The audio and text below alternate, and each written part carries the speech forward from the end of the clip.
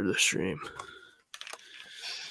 And welcome everybody back to the channel. It is the most earth-breaking, ground-shaking, but never media show money taking, the man, the myth, the legend, the most electrifying Groku in the galaxy today, Mr. I want to say Baby Yoda, but not really because I'm not Baby Yoda. But you guys get it by the picture here. I'm little Groku right here, or as I like to say him, Yoda Goku, because Goku. Cyber, I'm feeling like a meta connection here. Like maybe this is the actual son of Gohan. Gohan, Goku. I messed up that joke. Damn it. Already it up. messed up the segue.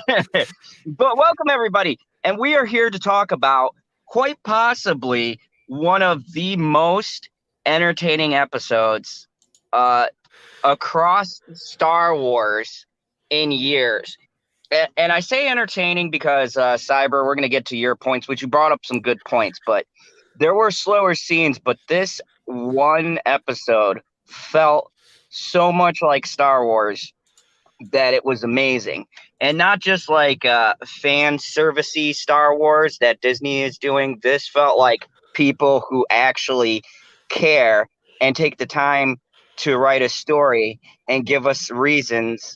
It's like a slow building, well-crafted story. Honestly, the more I'm starting to watch this and see all the episodes come together, I can feel like there's actual plot, a point, something that the show is driving towards.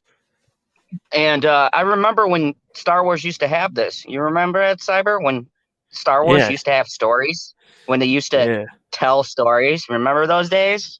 Yeah, good old days.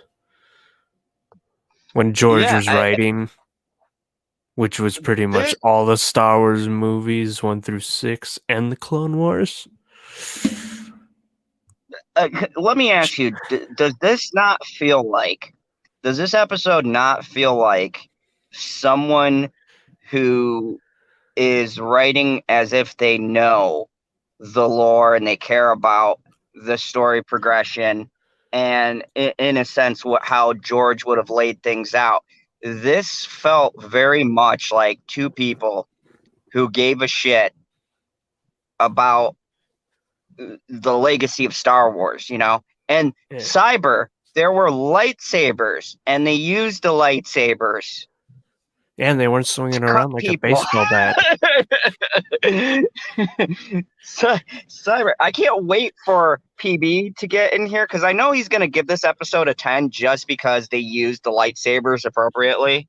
I noticed they used a couple of they did some of the things that she did, and I didn't watch Rebels, but I've seen scenes and stuff, the key scenes that really make a difference, like Ahsoka Vader conflict, Maul Obi-Wan one. And I noticed when she did the thing where she puts her two ends together and like pulls it out like she's extending a lightsaber out in between them. They added they made sure she did that. One thing I will say about this show is that because Filoni's writing it, and as you know, Filoni did Rebels and Clone Wars. I believe it's both Filoni and Favreau writing.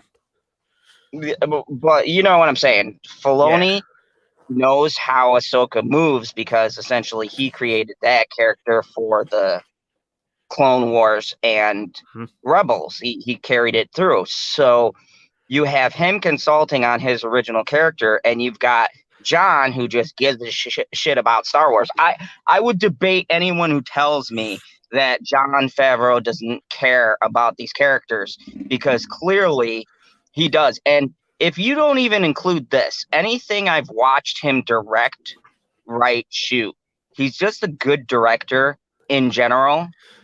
But when he said he cares, like, we heard that a lot and had our hearts broken. But I legitimately believe that he gives a shit about the world, about the lore, And I'm just basing this off of the evidence I see on this show. There's a meticulous care to detail.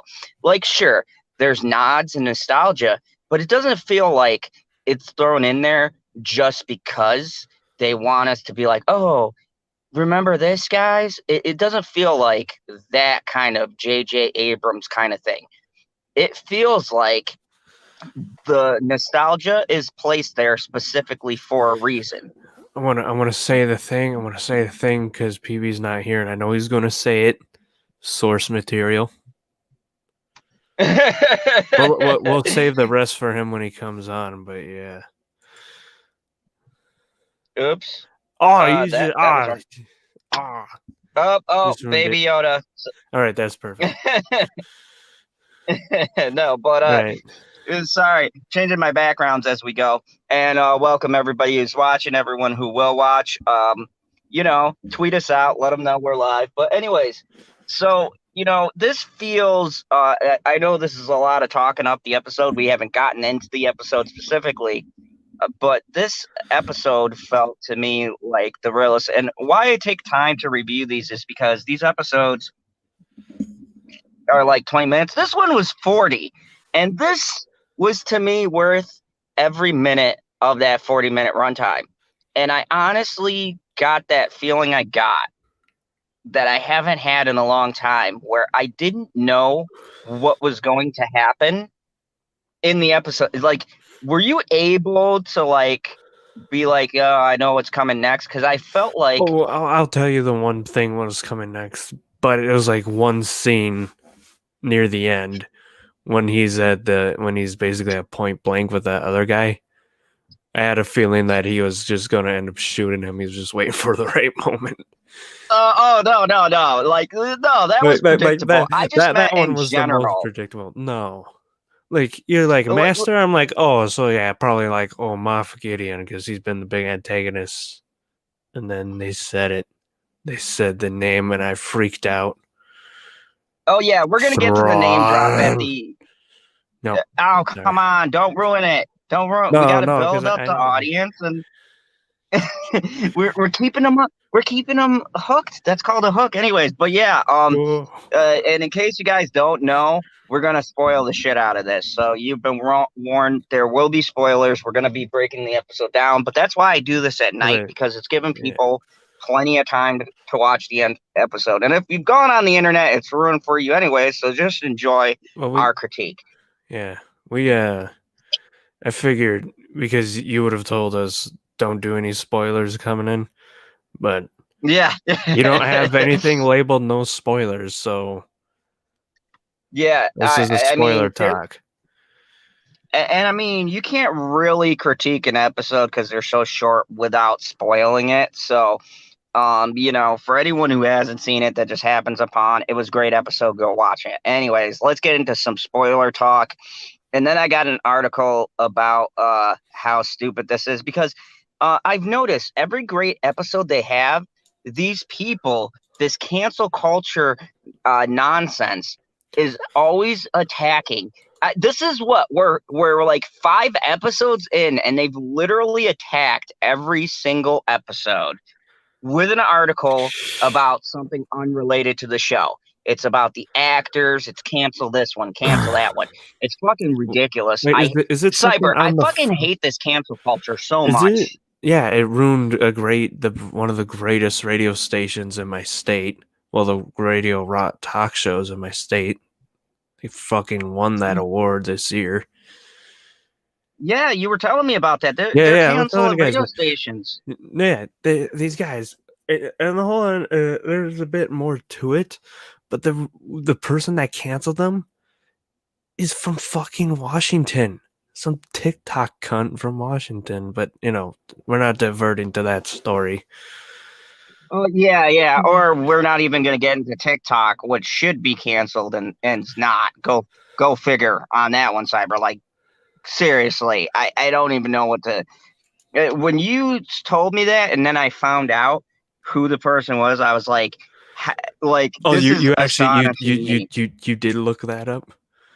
Yeah, because I was like, and then I found out they were from Washington and they were on TikTok.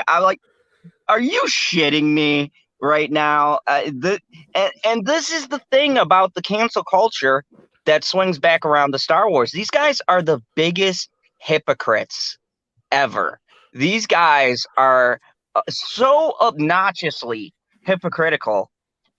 It just boggles my mind that anyone takes these clowns seriously.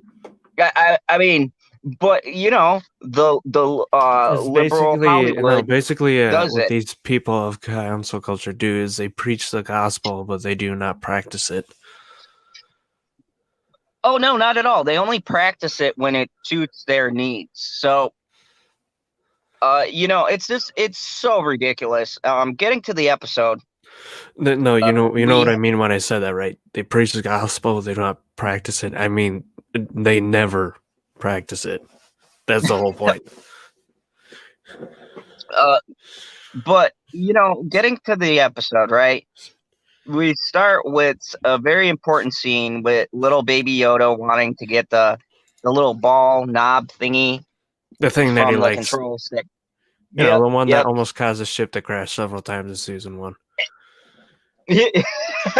Yeah, and you know, he winds up getting it, but you would think the Mandalorian would like figure a workaround, and you know, from that knob. Like I feel like that one knob, he would have just been like, yeah, I should like child-proof this or give him another one, you know, put another one on there.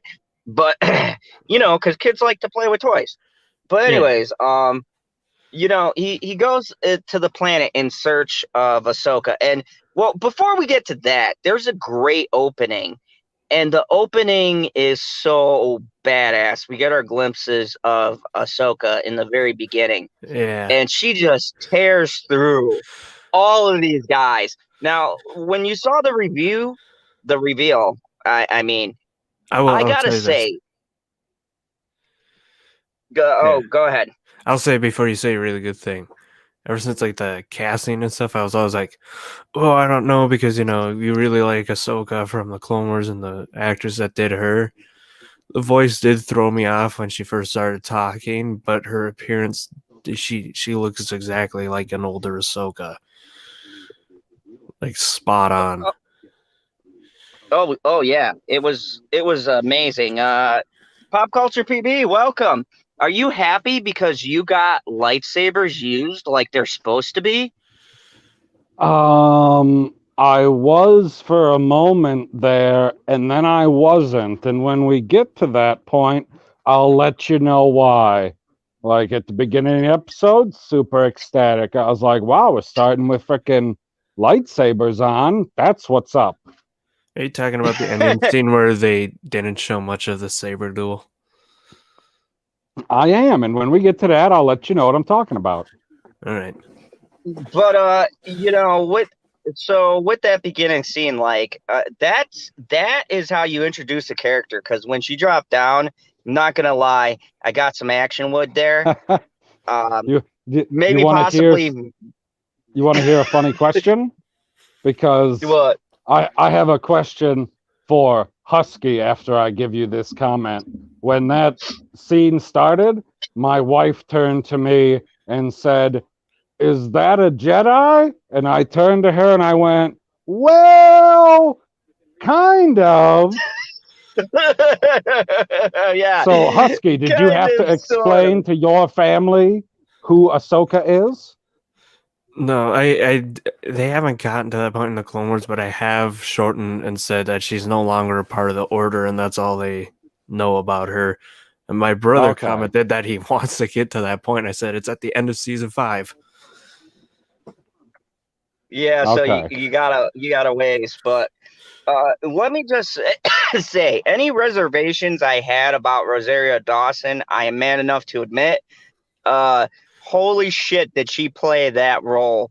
Like, you could tell. Okay, you can tell when an actor or an actress actually invests in the role. Like, I'll give you some examples that I always use, but fuck it, I'm gonna say it anyways. Heath Ledger as a Joker or Joaquin Phoenix, right? You could tell they invested in the role because when you see them, they look like they know what the fuck they're doing. when they're on screen playing that role. I'm sorry, And now, but how do you? I'm still trying to figure out if you're using that's a terrible example because how do you fuck up Joker? It's pretty easy Jared to get an Leto. idea. I Anyway, know. How did that fucking happen? It's so easy. like I said, there's Jared Leto Joker, and then there's every other one that's ever been. But anyways, so you can tell an actor or an actress who does their homework and commits to a role, and with the way she moved and how she held the lightsaber, the choreograph was like watching Clone Wars or Rebels on the big screen. It was it was like watching those movies. I mean, what did you think, PB, when you first saw her move? And we're taking out the ending. I know you're right there.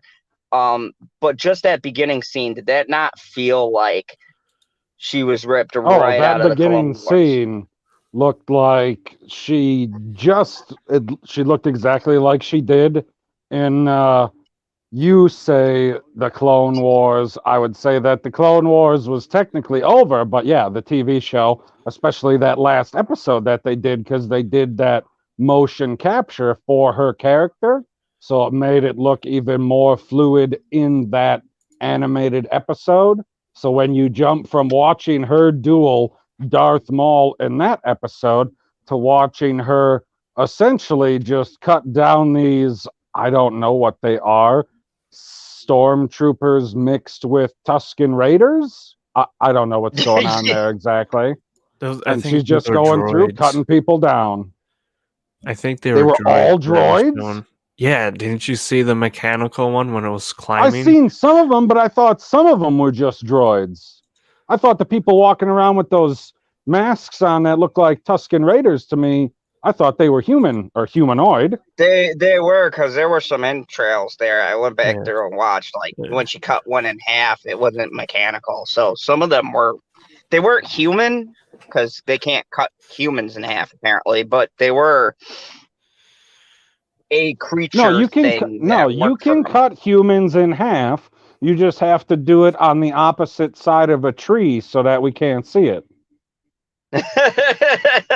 That's how I'm confident that they're humanoid, because when they kill the droids, it looks to be more of a visceral kill. Like you see her slash that one droid in half, and then you see him at the assault at the end shoot that one in the head. You see those things, whereas when they're killing humans or humanoid aliens, they do quick cuts or strange angles that don't let you see the, let's call it, murdering. I mean, you I'd see love to see a stabs, and that's about DVD. it. I'd That's like like to the see a only thing. DVD where they're like, if they do like an uncut, like we see people get fucked up. Like I'd love to see season 1 when that dude went right into the door and got sliced in half. Like I An like to see unrated that. edition. Yeah, Yeah, like really, they're talking about hashtag Snyder Cut. We need to get hashtag release the John.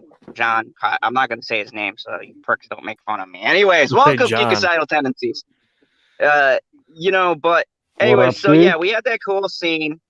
I want to talk about, they get to the thing, and there's the point where little Yoda's playing with the little knobby thing that he likes, and that comes in later because it ties into how they're going to get him to force grab something, which I want to say the thing that I liked about this episode, even though Cyber brought up that it was slower, but they focused on the mystical aspects of the force and stuff. Did I say that in the stream?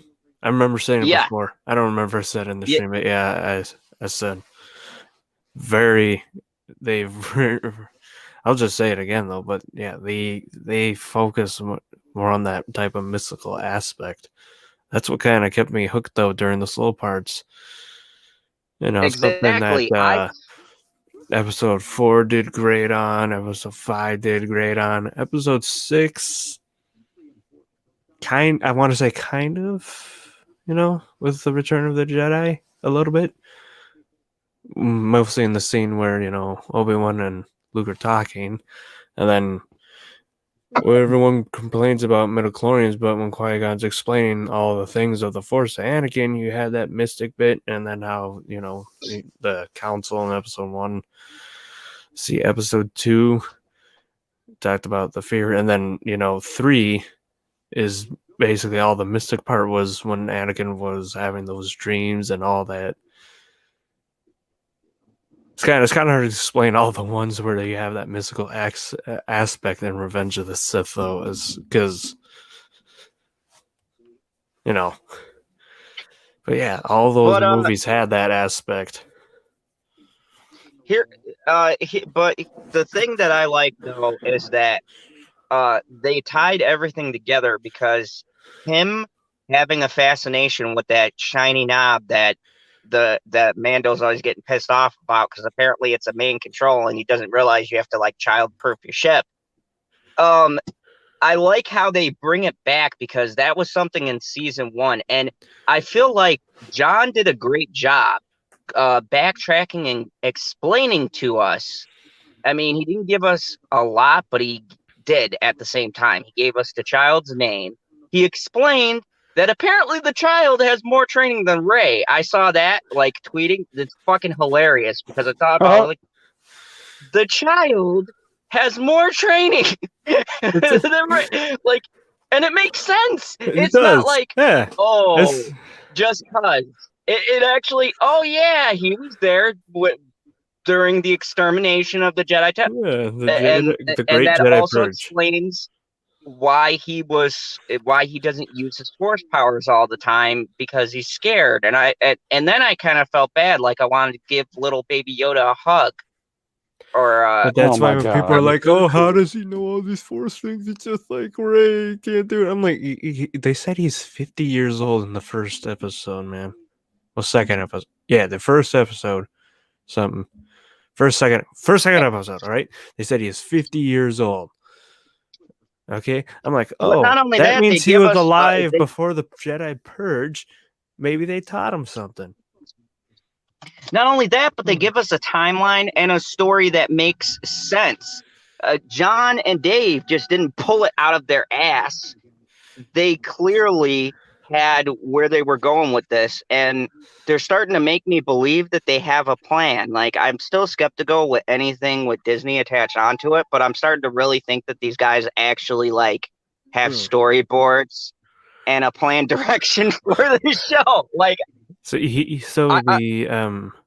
so Grogu had about like it was 30 years in between 3 and now and the Mandalorian. Roughly. So he had about 20 years to learn how to use that Force heal move, and Rey learned it in like what, less than a year?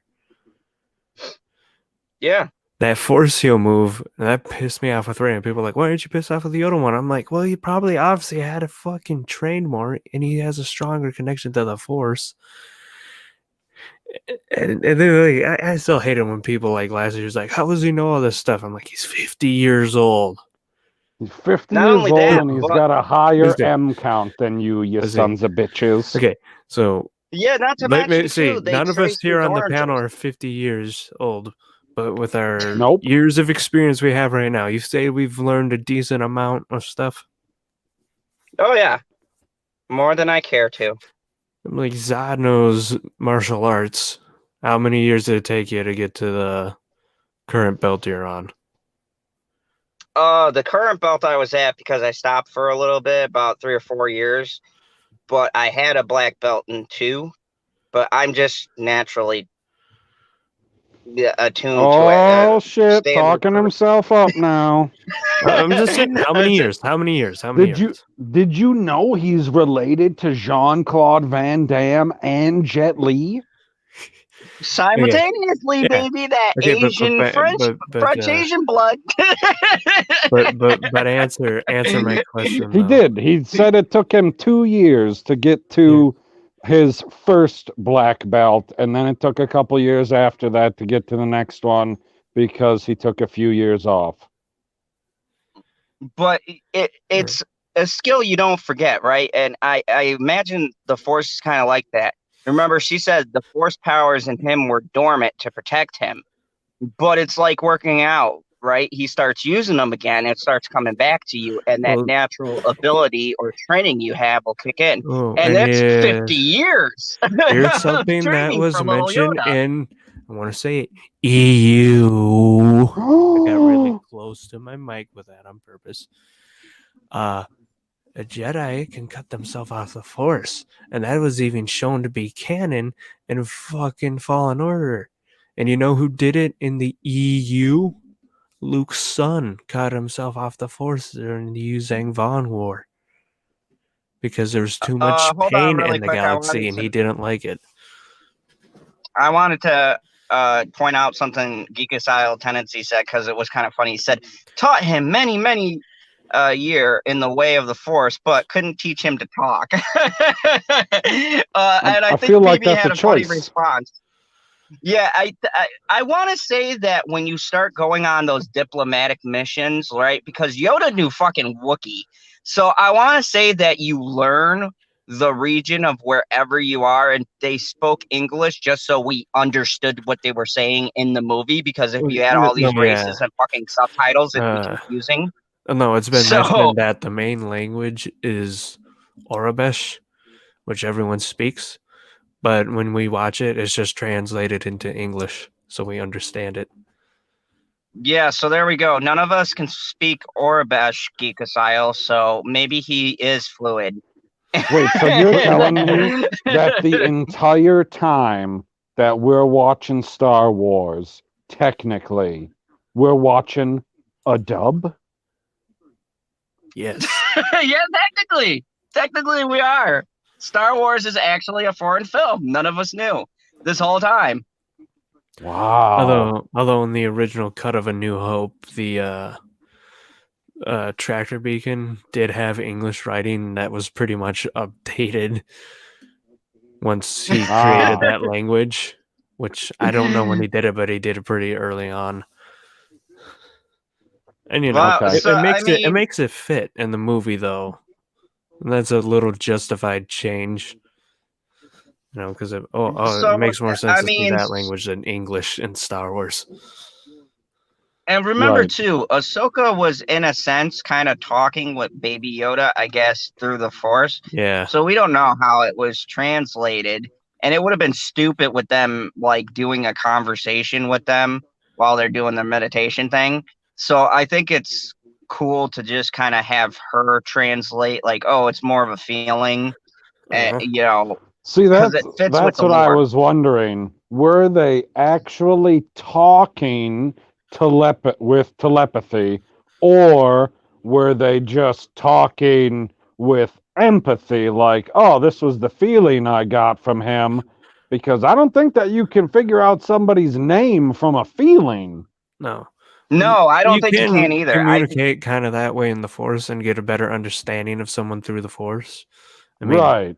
Anakin and Obi-Wan had got a lot of that understanding of the Talls, and they didn't have C-3PO with them, but they understood and found a way to communicate with them. Oh yeah, that's a good point. So I mean, they've used it before. I mean, but this is what I'm talking about. This is shit that we have to, like, between the three of us, discuss and be like, oh yeah, I remember it, because we remember bits and pieces.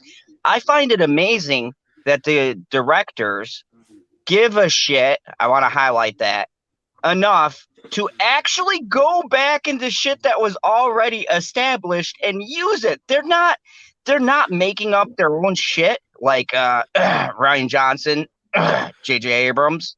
Yeah. They're actually doing stuff that you can track from Star Wars lore. They're not taking something, pull it out of their ass and saying it's just part of the canon. They actually legitimately have to be looking this shit up or taking notes or comparing or something. Okay, you want to hear a Clone Wars story that was going to be a part of Clone Wars and canon like all the other Clone Wars episodes? Sure. But it pretty much went into the icebox after the merger, you know?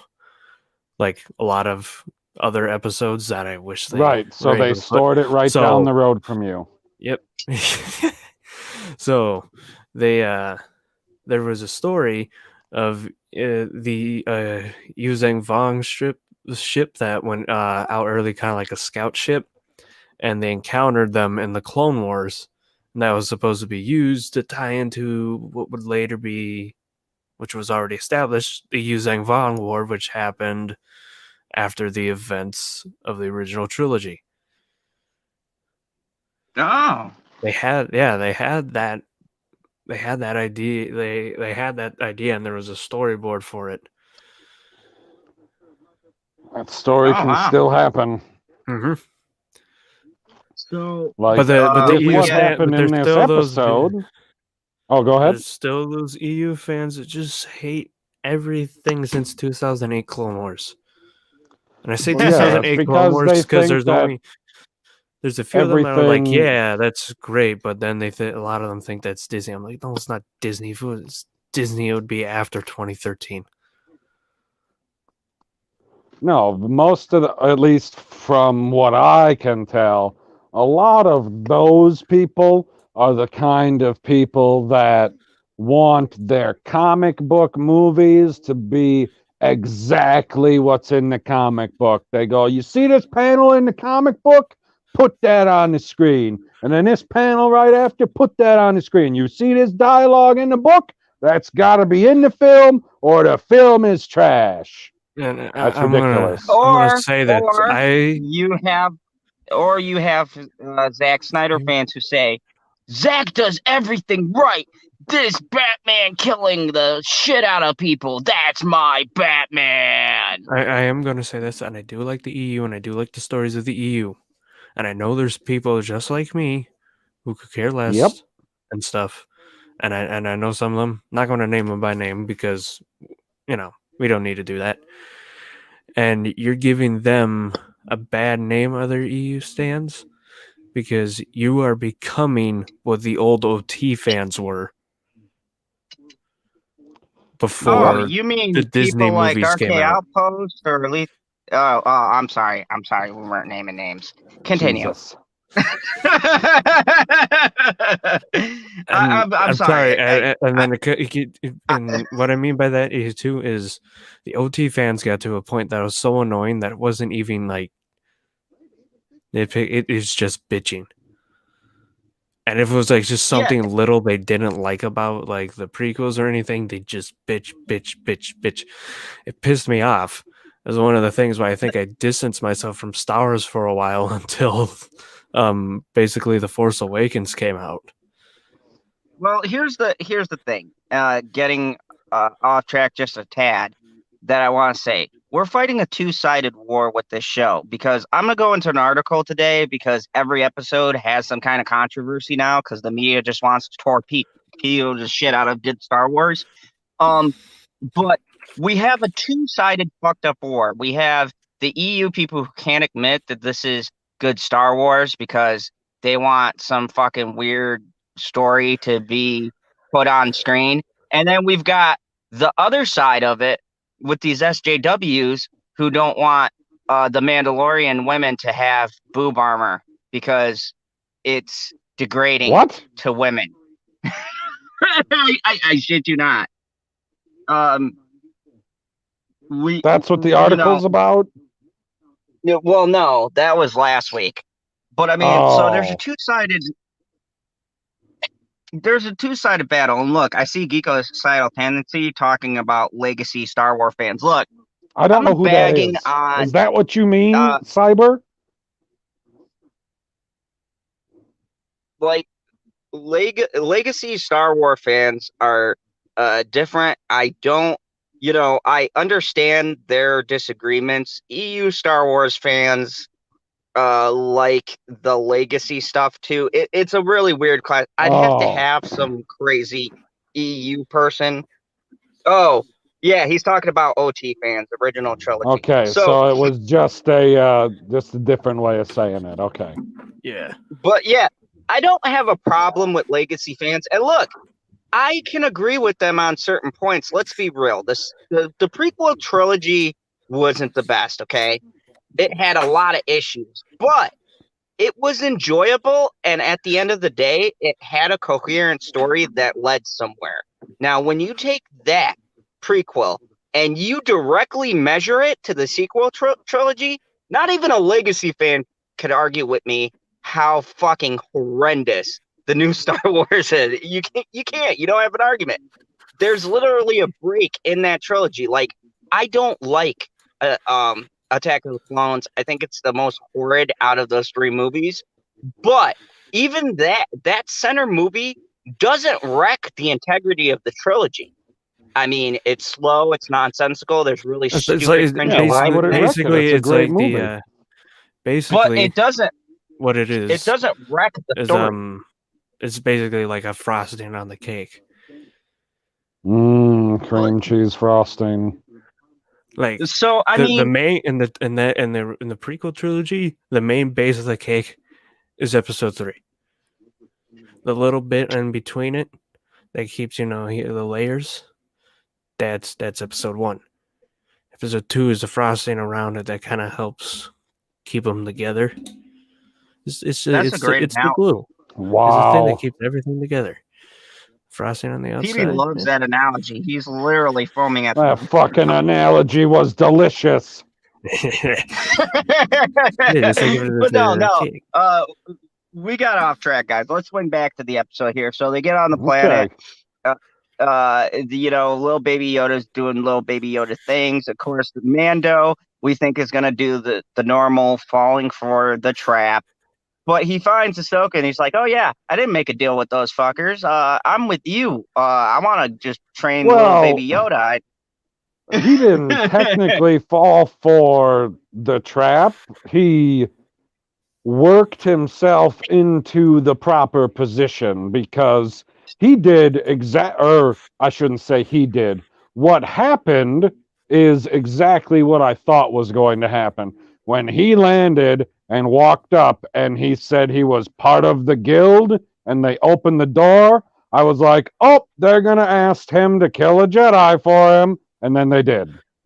Oh yeah, I had that feeling when he came up and they're like, "Oh look, he's a Mandalorian." Oh yeah, they're going to get him. They're going to ask him to kill the Jedi. Yep. And he was. And I was like, I had a feeling like he's not going to even fight her unless she attacks him first, which happened. And then I was like, well, that couldn't work out any perfect for him because then you're not going to get attacked by anyone in the village because you're going to think that they all have your back because you're doing a favor for them. And they're going to give you all of the intel that they have to find where she is. He gave, I don't remember what her name is, whoever the chick is, the lady in charge, gave him exact coordinates for where she was located on the planet so that he could essentially just punch it into the GPS and he walked there. And you know what was great? For once, I feel like they're actually steering his character in the right direction because this is how I feel bounty hunter should work. That was completely opportunistic on his part because he had no intentions of actually capturing her because he was there looking for her. And that's what I think what made the episode come together because for once the Mandalorian felt like a bounty hunter, like I'm here for my own reasons, but if you telling me all of this stuff and me and I'm doing air quotes agreeing to do this gets me my info, so be it. Basically, it's just him, the bounty hunter wanders into town and just listens to whatever anyone tells him. Pretty much. And then they decide for themselves. Yeah. I mean, I'll listen to exactly what you tell me, and I'll listen to your stuff and your prejudices against that person, because I'm looking for that person, and you don't need to know if I have any prejudices against them. That's right. You go ahead and assume whatever you need to assume to give me the information I'm looking for. I mean, for me, actually, to be honest with you, I'm going to get deep here. From a storytelling perspective, this to me was a very, very tightly knitted story. And the steps that they took to get to where they needed to get to didn't feel like some episodes where they just make stuff happen and you get like you guys know my complaint about my one complaint about that episode with the with the other Mandalorians was why the fuck did he look down that pit? That felt like a way to just set him up to go, oh, there's a creature there, and oh, there goes Baby Yoda. Oh, they kicked him in there. It felt like he made stupid decisions just to move the story. This felt like very organic, like something the character would do. They got you from point A to point B. Nothing didn't really feel like, oh yeah, that's bullshit. Like, why would he do that? Everything, even that battle with him and the guy at the end, like me and Cyber and Cyber said, I agree with him. It felt like you knew what he was going to do, but it was so well set up. Well, yeah, I mean, like, he told us at some point in season 1, I don't remember which episode it was. It might have been the very first one. He only kills who he has to. If you're not in the way, he's not going to kill you. If that guy would have just turned around and walked away, he would have never shot him. Yeah, if he was just waiting for him to finish his monologue and make the wrong move so he could take him out. It's funny because he had really that quick draw, and that guy was like, he's gonna get the jump on him. No, he's a quick draw, man. He's a space cowboy. Okay, boom. Yeah. I have a question for the two of you because I almost made the mistake of saying something out loud and looking foolish to my wife, but I did not. Now, I thought that I had seen this happened before in the Clone Wars because there's plenty of Mandalorians in the Clone Wars. I thought a lightsaber could go through their armor. I don't know. No, it's not different that. It's different type of armor. Remember, Beskar is extremely rare and expensive, and our protagonist Din is one of the few that have it because I even looked it up again. Boba Fett's armor is Durasteel, which is more common on the Mandalorian armors. Okay. It's the basic stuff. Yeah.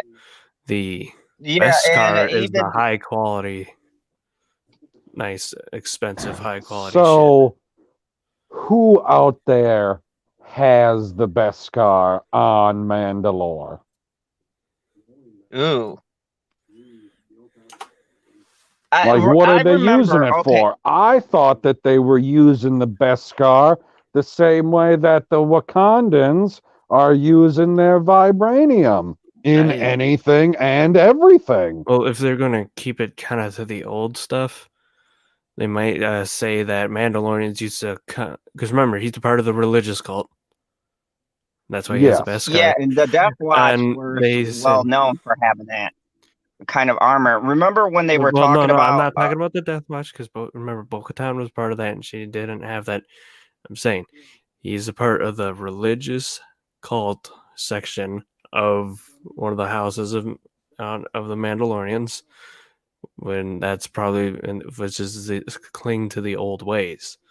One of the old ways is probably back when they fought the Jedi, and they did use any materials or anything to really combat the Jedi, no matter what the price of them. One of them was Beskar.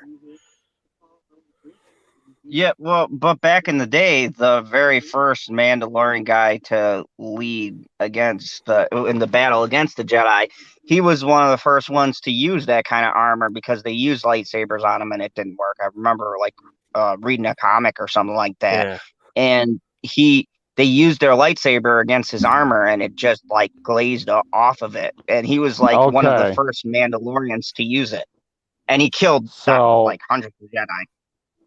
Follow-up question.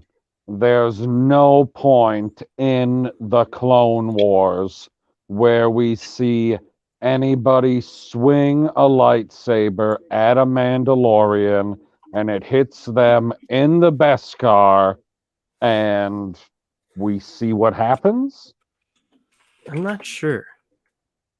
I'd have to go back through to that. I know we've seen some scenes I don't remember explicitly hearing about Beskar at all during the Clone Wars. I know we've seen scenes where people have wrist shields to combat Jedi.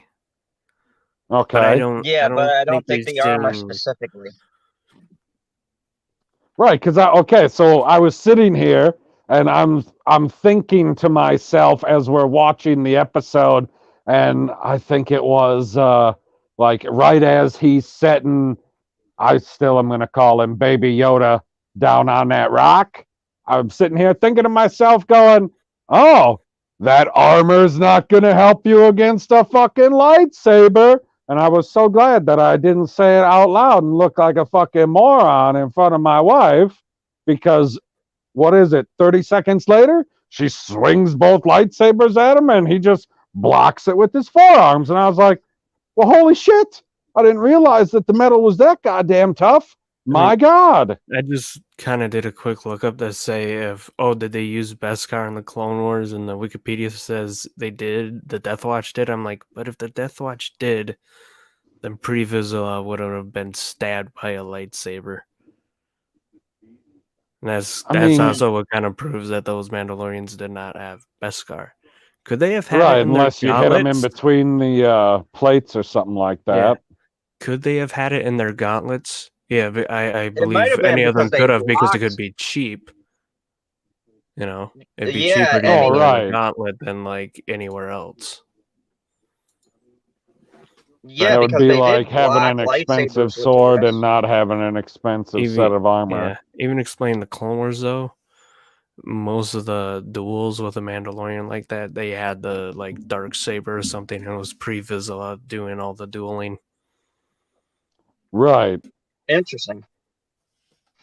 Yeah, well, I just wondered because I know that Dave is the man in control of the story, so I don't see him contradicting anything that he's established, and I don't care about him contradicting anything that was established in the, let's call it, 5 movies that came out. yeah, but you know that let's talk about the scene. That battle scene was awesome. I particularly rewind when he shot the flamethrower. Does anyone get shades of the Obi-Wan Kenobi Jango Fett fight? Remember? Big time. I thought was she was going to do a flip out of there. Think of the Jango Fett fight. You think of the little duel at the end of episode 2, and then you think of the kind of the Boba Fett fight before Han kind of destroyed his jetpack. Yeah, right. Which I'm so glad they explained that again in the first episode, because I was like, I'm so glad that, because for years people have like, Boba Fett isn't the greatest, blah blah blah, and I'm like, see, it's a malfunction in the thing. You just got to know where to hit it, and I think Han accidentally hit it. And he was blind. It was luck. Which, the Jedi believe there's no such thing. And we've established that Han Solo is lucky. Yeah. So he's incredibly lucky. He's the most luckiest motherfucker in the galaxy. He is. So I mean that now redeems Boba Fett. So stop saying he's not badass, because he is. I mean, look at him. He's all bald with scars. And I wouldn't know if I wouldn't say he's badass. He might be bad-ish. So, yeah, people are like, oh, he's a bad bounty hunter. Episode 5, you see Vader getting a team of bounty hunters. One of them manages to track Han Solo down and follow him to Cloud City. Exactly. Because I'm like, he's a bad bounty hunter, and he's the one that tracked him to Cloud City, warned the Empire, and they got there before they did because Han's hyperdrive was broken. So they basically got there and were like, wait, and they're like, how many more days? I don't know. Yeah, I mean, no idea. I mean, yeah. So he knows his shit, but I mean, I just wish in the Clone Wars they didn't have him as a kid. I would have liked to seen him like more grown up. Well, I do too. I want to see that if they do anything with like a Clone Wars spinoff series, I want to see. And I want I want the guy who played him as a kid in episode 2 to play him through those years, from like episode 3 to 4, to see him become that hardened bounty hunter after the Clone Wars. Because it's like, oh, you do see that, and they had that thing with the Cad Bane and him duel But I'm like, I want to see what happens after that. But What did does he that do? kid end up looking like the guy who played Jango Fett? Yeah. Oh, well then I guess it works. Yeah, Because we're he's seeing an supposed to be older the version. kid that played Boba, and I believe he played some of the. Did he play some of the voice in the Clone Wars as his older self? I don't know. I'd have to look. Don't know. But you could get him and have him play teen Boba Fett. Oh, I smell a And then, spinoff. and John, then you make it could get. happen. Then you can get Tamara Morrison on set to work with him and his talking to have his accent kind of get more kind of like Tamara's accent as the seasons develop. Just so it's there. And then as the seasons Zod. develop, he does not take his helmet off as much, so then you think, oh, he's there at some point. I think that would have to be a second spin-off. I'm pretty sure they already have one spin-off in mind for this show. Yeah, which I'm super fucking ecstatic about because I want to see him get out of the Sarlacc pit. Not to be one of these EU people, but that's in like one of the books where they explain like how he got out of there while it was being digested, which is totally possible because Mando got out of a fucking crate dragon. So you can't tell me you can't make that Sarlacc scene happen. I want to see it. With him basically burning it alive as he leaves it. Yeah, because I mean, he still had his gear all working, and we know it was working because the marshal was using it. So it worked. It's totally possible he got out of there. Yeah. So, but anyways, we got distracted. So they have their cool ass battle. We have the scene where we learn more about Baby Yoda, and we learn his name. It's Grogu, which is relation to Goku. No, Grogu. I'm gonna call him Grogu because he's the son of Goku. That's how he's able to do force powers, and he can do the Kamehameha wave. So he is double badass. You can't even say the name of it. You might as well just call it the Gallic gun. No, that's Vegeta. I hate when they lump in Vegeta and Goku. Vegeta is better. We all Vegeta's know easily he's better. better.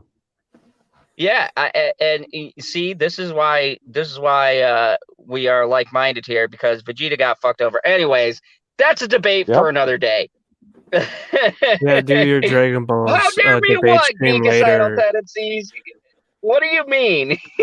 How dare you, Zod? Is he offended I said Vegeta's good, or is he offended I compared the child to Goku? Stop your Dragon Balls, Hawk. You can do a big debate about it later and make sure Perp's there to smack you. Perp would agree that Baby Yoda is part Saiyan. No, I'm just saying, like, when you start just going on an anime tangent, he slaps you to keep you back on track. Indeed. But yeah. So I have some people who say the name is dumb. I think it's cute. It's more creative than the female version of the species of Yoda species that they had. His name was like Yaddle. You pronounce it Yaddle? I've been pronouncing it Yaddle. Don't matter. Well, it looks like it's spelled like saddle, but with a Y. No, it's like fucking. I'm like, good. They gave him a name that didn't start with a Y. Yeah, that's all I was thinking. Agrees. Yeah, Yaddle. Yeah, and didn't sound something like Yoda. Yeah, like I agree. Like Yaddle is bad. Oh, he says. No, Geekus Idol says his name is no dumber than Snoke, the joke. Yeah, I mean, that's true. At least we got a somewhat, galactic sounding name. Snoke sounds like what I did last night with that bag. Right? No, I'll give him credit for that. You mean when his name came out? Definitely something that doesn't really sound like anything that I've heard before. Doesn't sound like any other character's name. It doesn't sound like another word off the top of my head. Roku. Yeah, I Like, I mean, said it sounds like Roku or Rogu, but but I mean, ah, you you know, know, that a is little bit. okay. The name aside, everybody, the name aside, I think that scene was great because we saw the Force. Holy fuck! Like, who's been missing like training that besides cutting rocks? Um, yeah. yeah, You The only wanna other time we you wanna saw him use know the Force in that way was when he grabbed the Beast in like Episode 2. right. But he was trying to protect Mandalorian, and people have You been, know but why one was he thing able to that do that? I'm like, maybe he didn't know he could do that. He just reached out, oh, there, and he stopped it. right, he It was like probably a once didn't in a know that lifetime he thing. could do it to that extent.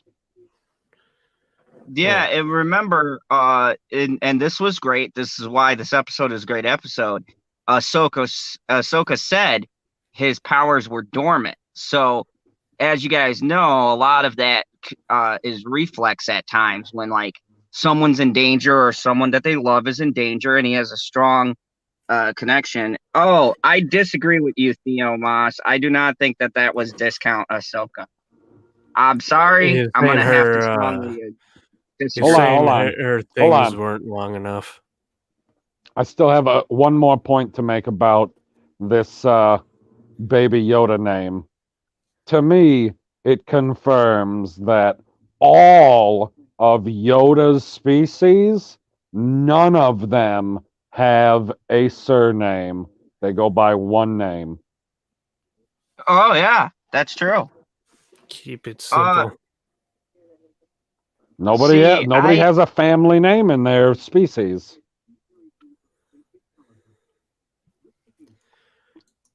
Yeah. 'Cause I don't even know what significance that has. Like, we'll never know to what extent this. I don't remember the name of the species. I This don't big think eared fuck is related to the other big eared fuck because they could be call it completely the related. Yoda. Like, it could be his second cousin, it could be Just his first cousin. We don't know. call it the Yoda species because I don't think we know the species name still. Fair enough. We know Groku's name. He's got a name. I hope they just call him the child though, because I've kind of grown fond of that. So there were some points. Some people, I guess, have a problem with the way Ahsoka's things were. I'll let you say that. I don't know that even had a name. Her Lecky. Yeah, but I didn't see a difference. I'll tell you, I watched Rebels. She looked exactly like she did in Rebels. I did not see aesthetically a difference. Or do they I need to be like mean, bigger? But oh, you think if they they get need to too be big, they bigger? look. If they get too big, it looks fucking ridiculous. No, it's one of those Y- things. It's like the way that I understand it with that type of humanoid, because when she was a child on what is that, the end of the first season or the second season of the Clone Wars? When did she get introduced? Doesn't What? Oh, matter. thank you for explaining First, that, Theo. she's technically in the first season because if you did, fucking, I hate. I wish they'd give me a chronological order No, playlist. right. God The damn it. timeline's all wacky. So it doesn't matter. When she's first introduced, the things that are growing out of her head are relatively small and they get bigger as you get older. But once you reach maturity, they grow at a much slower rate, or else you would end up, I don't know, tipping over when you were 60, 70, 80, 90. I don't know how old that type of humanoid alien is supposed to grow to be, but there's got to be a point of maximum entropy where things can't continue to grow at the same rate, the same way in which a tree grows. At the And beginning of its life, it grows real fast. At the Theo end of was its life, saying it it's like grows real slow. Theo was saying it's like, oh, it's like the Clone Wars one, but I disagree because they didn't really touch her shoulders that much in the Clone Wars. Yep, that's And true. now they're further down. I mean, taking that aside, what does she look like at the end of Rebels? That she looks like what she That. does in this movie. Yeah. That's what I'm saying. I've only seen parts of Rebels, but I told you I've watched the ones that count. Yeah, there's a Rebels has a bit of filler. It's the majority of the show is filler. I like this comment by Geekicidal Tendencies. It says, I loved how Rosario chose to play a 40-plus-year-old Tano. 100% made sense to me. Yeah, I agree. Rosario Dawson's 35 now. She was young when I was young, and I'm 35, so she's got to be up there. I've been dreaming of Rosario Dawson. He does have a point. Here. So the age actually does make sense. Oh, we got a screen share coming here. I'm going to share the screen. Now I got to look at my screen. Okay. Making me do work instead of just using my voice to agitate. This is her people. Clone Wars.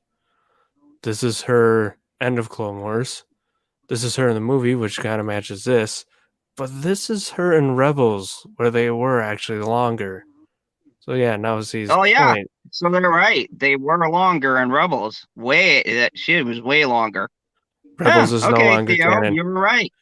Rebels is no longer canon.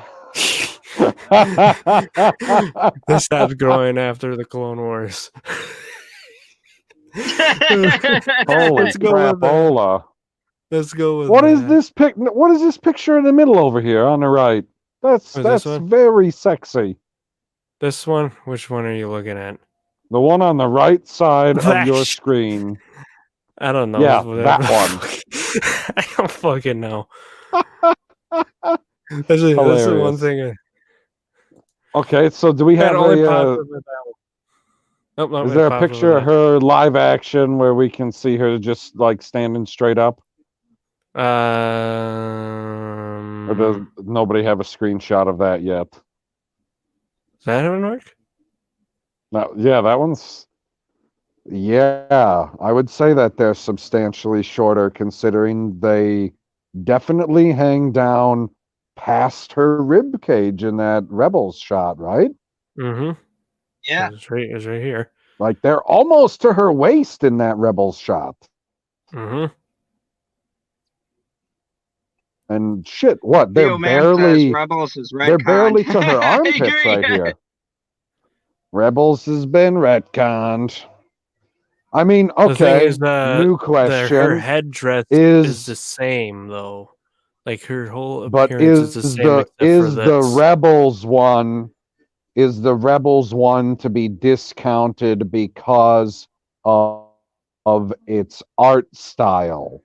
Because I remember looking up a whole bunch of stuff about the lightsabers in Rebels because I didn't understand. I was like, why are these lightsabers coming to a point?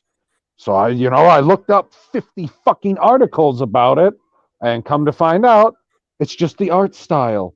Lightsabers aren't like that. It's just the art style. And I was like, oh, okay.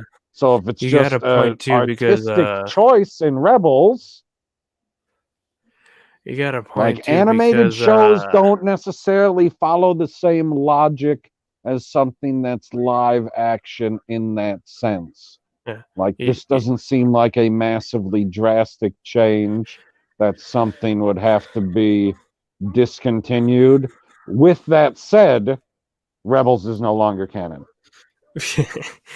But also with like Rebels it will art always style, be canon in my heart. Anyways, but but also with that art style of Rebels, I'm trying to say you got a point because Vader's mask looks stretched. Looks like it was put on a taffy puller. All right, everything is like oddly tall. Yeah. Okay. Really quickly, I'm going to get to a comment here. Geekicidal Tendencies, and I'm bringing this up because this goes to your heart, PB. He says how awesome was that new lightsaber sound effects? Wow, wow, wow. Oh You yeah. mean wow, wow, wow, wow, wow, wow, wow. Yeah, that you do it much better. Wow, wow, wow. Jesus Christ, that was terrible. Perps Can't in the make chat. lightsaber noises? That was the old man lightsaber. That was Kenobi in his older days lightsaber. That was Bernie Sanders' lightsaber, my God. Whoa! Whoa! Whoa! So what'd you guys think? I liked it. I thought it was cool. I thought that they looked great. I Yeah. thought that they sounded spectacular. Nothing seemed like it was off in the sense that when you're cutting through stuff or people or whatever, or bouncing off of stuff in this episode, things have to give the right, what do I want to say, acoustic twang, because it shouldn't, Yeah. nothing should sound the same. Like when she cut that giant bell in half, when they start doing their little siege at the end, that shouldn't Which we're sound the gonna talk about same right now. as when you're hitting the Beskar with the lightsaber, and it doesn't. No, it didn't. And that's another thing too.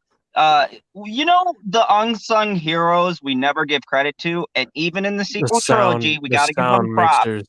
The sound mixers, exactly. You know the These guys, Rogue One, it didn't get it, but it got nominated for its yeah, sound mixing and editing. Should have got it. Because yeah, like it should have. It was really good. yeah, like the sound. You know, across the board, any Star Wars, one thing that they have done consistently well has been the sound effects, the sound editing. And I felt like that they really had great sound effects for this episode. Theo Mass says there was one point in the fight where she had the two lightsabers contacting the staff. I got so mad. She could have turned Oh, you stole all my thunder. So let's get to that because PB's been wanting to make the point. We have the siege, the awesome slicing of the bell, which was a fuck of an entrance. Mando fucks off, and she's running through. So First off, before we jump into, can I make the point that they obviously never thought they were going to get attacked by a Jedi in this city, because she literally just jumps to the top of the wall. yeah, I wanted to bring that. Did anyone get, and I don't know why, but okay, if you guys have been on my channel, you know I have a sick love obsession with Ridley Scott and Alien. I did a whole celebration. I love the concept of something stalking you and they're picking them off one at a time. I geeked out when I saw the scene where she jumped up and she started picking off the droids. It was so I got flashbacks of those Star Wars, when the Jedis know they're outnumbered and they just start fucking picking off guards left and right. When she started doing that, I'm like, this is so great. Because you get that feeling of them being stalked. And then the camera angles where they're showing them all in that narrow walkway. And she's just fucking jumping behind them, taking them out. And, like, the guys can kind of hear someone, but it's just like, like they're done. And I loved that scene. Like, the cinematography and the way they shot the angles gave that claustrophobic vibe, like something's stalking you and you can't do nothing. I loved it. How far away does she have to be from somebody for her force invisibility to work? I mean, from how I gathered how it worked was that as long as they didn't make quick movements, like if they jumped down and they just stood still, they could be fucking standing right next to you. How many times have you seen like Obi-Wan or even Anakin, right, when they're just like standing there and people walk past them, literally? I mean, they're very silent. Yeah, feels like Mace Windu in the 4th episode. Yep, of season 7. Yeah, I remember that. That was my favorite scene because it was the only time we got to see Mace Windu fuck people up. like in that kind of capacity. I mean, like where he just took out a bunch of people. But yeah, I was like, you know, it was really good. It was crazy. It gave a sense. Now let's get to the big battle PB wants Let's to get talk to the about. big bullshit. I disagree. I like this battle. I Oh think my it would have been god. it would have been unfair if she was essentially going up against a Okay, normal person with I'm a Dude, gonna. this is that I want to what say, like, before you go guys go on a ahead. tangent, I believe the reason why she didn't go full force is because she was trying to disarm her, so then she could interrogate her. yeah, given the Okay, well name drop at the end, which we'll get that'll to. be the icing on the cake on the bullshit sandwich that I'm gonna build. Okay, All right. build us a bullshit So sandwich. the way that I understand it, when two lightsabers are dueling each other, they contact each other in a way that you can't just slide them up and down the blade of each other so that you're slicing hands off left and right, because there are no guards on any modern lightsabers unless you're a douchebag. Correct? Yes. And what did Okay, General Zod fair. say about Beskar earlier? That it can slide lightsabers off of it, and that was a Beskar Yep. staff. Right. Yeah. Now she's got this Beskar staff that she can wield with two hands. Two freaking hands. And she's dueling with somebody that has two lightsabers. Two of them. So you're telling me that at no point during this duel are you going to contact the staff and just slide one of the lightsabers down the staff, turning both of her hands into nubs? How do you wield a fucking staff with goddamn nubs? You don't. You fall down to your knees and you go, I don't know where Admiral Thrawn is. He's a blue invisible son of a bitch. Now, the icing on this shit sandwich, because she could have done that I don't know how many different fucking times during the duel, is that you say the only point of this was to disarm her. Well, that does disarm her. You know what disarms her even faster? As far as I know, she isn't a force user. Just use a fucking force and grab that goddamn rod from her. You just pull it, boom, into your hands, and be like, okay, tell me what you know. I'm going to throw this through your fucking head. That entire scene was a bunch of bullshit. All of it. Okay. Nothing in that scene made sense as it was happening.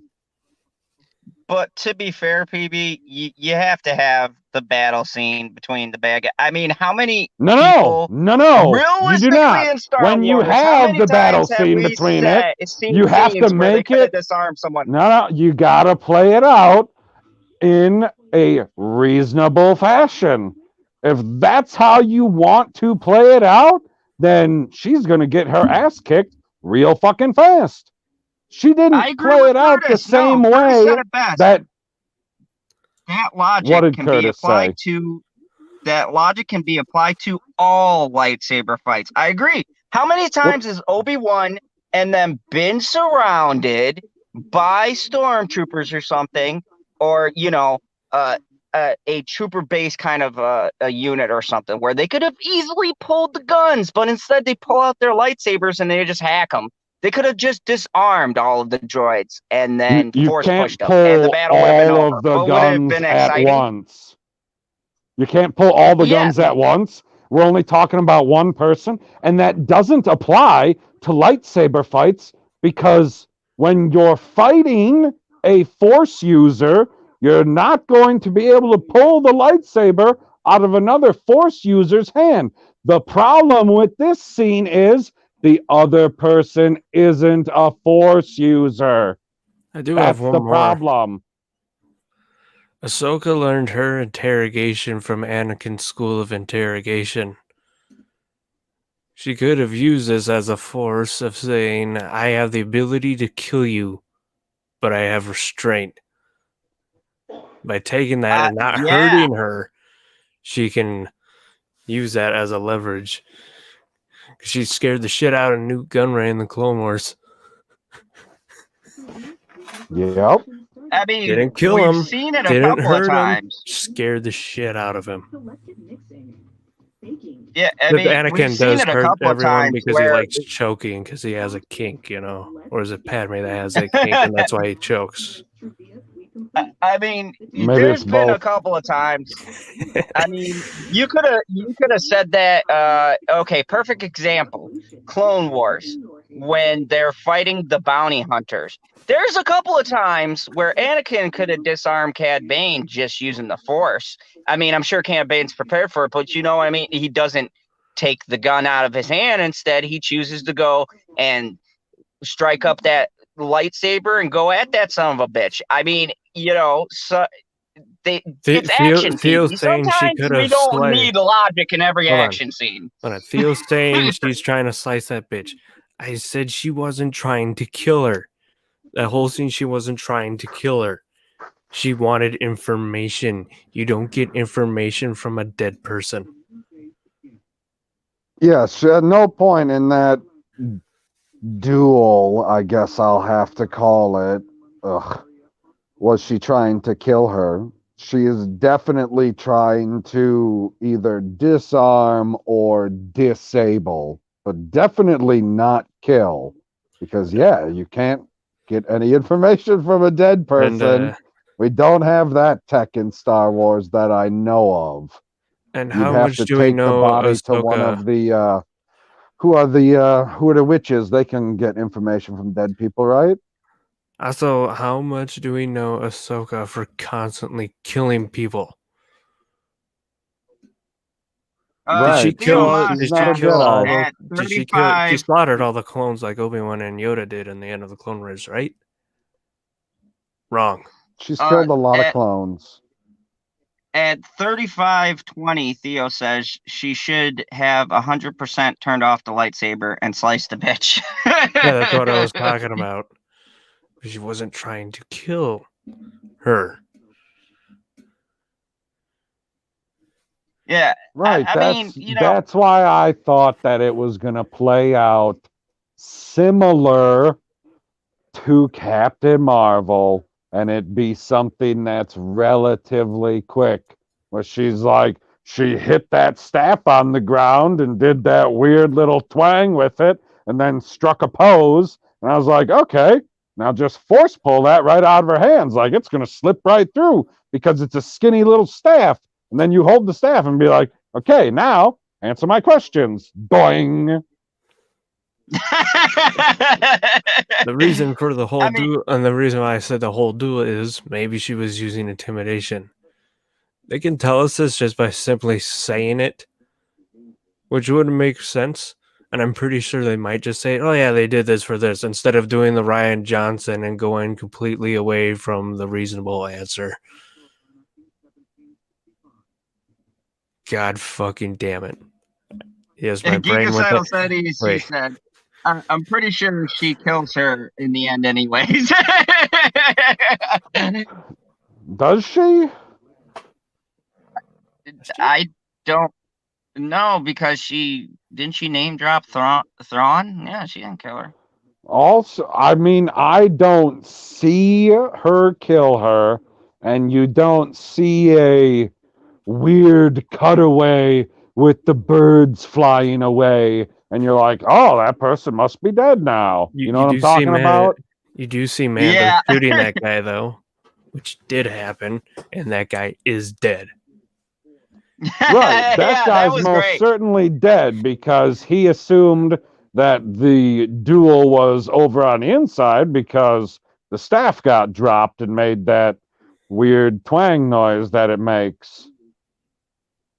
You know what? I just have another one. What if that was the other thing? What if she was just buying the Mandalorian time? To kill everyone in the village? To help save everyone in the village and make sure everyone's safe. Because Before she went she's going after the leader at that point. Who obviously none of them were going to listen to the other guy. Like seriously, they all listened only pretty much to her. Right. That's how terrible that government structure is. No, she definitely ruled with a iron staff. Beskar staff. Yeah, but I can't say it like that because that's not the joke. Well, you could have done it. You could have done it that way. Well, okay, then I hey, guess I could have said a Beskar fist. Yeah. So Curtis brought up this great point. You want to read that, PB, because we glazed over who the main I don't know, henchman is. Go ahead. What is the third word in that sentence? Is that a real word or is that a typo? Glassed? I think it's a typo. Yeah, Is it supposed to be I think glad? Yeah. Yeah. Okay, Yeah. I'm just glad Michael Bine, sure, was in it. Weren't we all talking about that in your show like last week? Ha! Ha! What? You son of a bitch. Yeah, of course you wanted me to read that. Yeah, we were definitely all talking about it last week when I was asleep. And I couldn't make it last week. Fucking. Yeah, Jackass. okay, I was, and I want to say the reason why I'm a nerd, and the reason why I picked that out was because if you guys don't know, once again, fan of Alien, and he is in Aliens and the Terminator. He played in the first Terminator as the Resistance guy who came back and saved As Sarah the guy Connor. who fucked Sarah Connor. I know. All right, now I'm gonna go use the bathroom. My fucking hero, a young Hamilton. Oh, A young Hamilton? What? I forgot her first name. I'm getting her. Thought Hamilton was a man. No, the who plays Sarah Connor. Someone help me out here. The chick who plays Sarah Connor? Yeah, her last Linda Hamilton. There we go. He got to bang young Linda Hamilton when she was like really hot. That scene I have rewind on my VHS plenty of times. It was 2019, man. Like, how old is Linda Hamilton now? Like, for how old she is, apparently she's still kicked out. I don't know, man. Like, you got to give her props for not being one of those people that's going and getting surgeries every 2-3 years, right? I give somebody props for that. Yes, I did like the owl and what's up, Meow Cat? I didn't know they had a name. Yeah. So I mean, that was cool. That little cat was cute. I hate cats, but I'd have one of those. Those things were fucking fantastic. Oh, love cat. Yeah, yeah. I mean, they seem like they look like a space though. lynx. they look like little pricks. They look like those cats you'd have, and they'd be like mischievous and like just like ripping up screens and shit. They most definitely act exactly like Archer's ocelot. Oh my god, yeah. Anybody who watches that show knows exactly what I'm talking about. God damn it. Zod mentioning Terminator got me on a time. Look. Zod oh my mentioning god, I love Terminator, that. the first one, it got me on a fucking tangent fucking idea in my head, and we got like 3 things going through my head about that. I'll tell you one of them is that Skynet is the reason why John Connor was born, because they decided to go back in the past, so then his dad could go back in the past. Fuck. And then it got worse from there. Let's leave it at that. Yeah, no, Yeah, we'll have a discussion about all the plot holes with that. But anyways, so all in all, this was a pretty good episode. I think that Hold on. Now you're trying to like finish up here. I don't want to finish up yet, guy. I still got questions that need answers. Okay. Son of a bitch, stop trying to cut me off. Like, we get to the end, and the big reveal, allegedly, which I don't know if this is what's actually going on, or if she already found the other end to the equation. Why is she looking for Grand Admiral Thrawn? Specifically to find him, or is it to find Ezra? And if it's not to find Ezra, has she already found him or his corpse? Oh, I hope it's his corpse. I hope it's his corpse. I hope to God it's his corpse. Okay, you know what? I'm gonna take the hit on here. I like Ezra. Fuck all you people who don't. Okay, he had the most unique lightsaber and a great character. It's like the stereotypical person you look at, and he's like, "Ah, yeah, that person definitely listens to Linkin Park." But they don't even listen to it because they like it. No. Hey, shut up. Linkin Park is a great band. Shut up. Let me fucking finish. Let me fucking finish. They don't. And what I mean by that is, they don't listen to Linkin Park because they like them. They just like Linkin Park because they're fucking edgy and angsty. Oh my God! Okay, I don't even know who you are. They're so edgy that's the music that they use for all of those stupid school seminars you had to go to. They're edgy. Don't drink and drive, kids, because in the end, it really matters. All fucking teenage kids these days are like, they're so angsty, or they think they're so fucking angsty. No. I like Curtis's explanation. He says they're playing hide and seek, and she's mad because she can't find him. You try playing hide and seek in space; it's hard. I'm saying right now, Thrawn is the real one behind everything. Moff Gideon is just, that would be right there. Moff Gideon is just there, and he's the face. My God. He's the one pulling the strings in the shadows, and you don't know about it. Which strings? My God! Hold on. The strings of the Empire. I would lose my shit if. Whoa!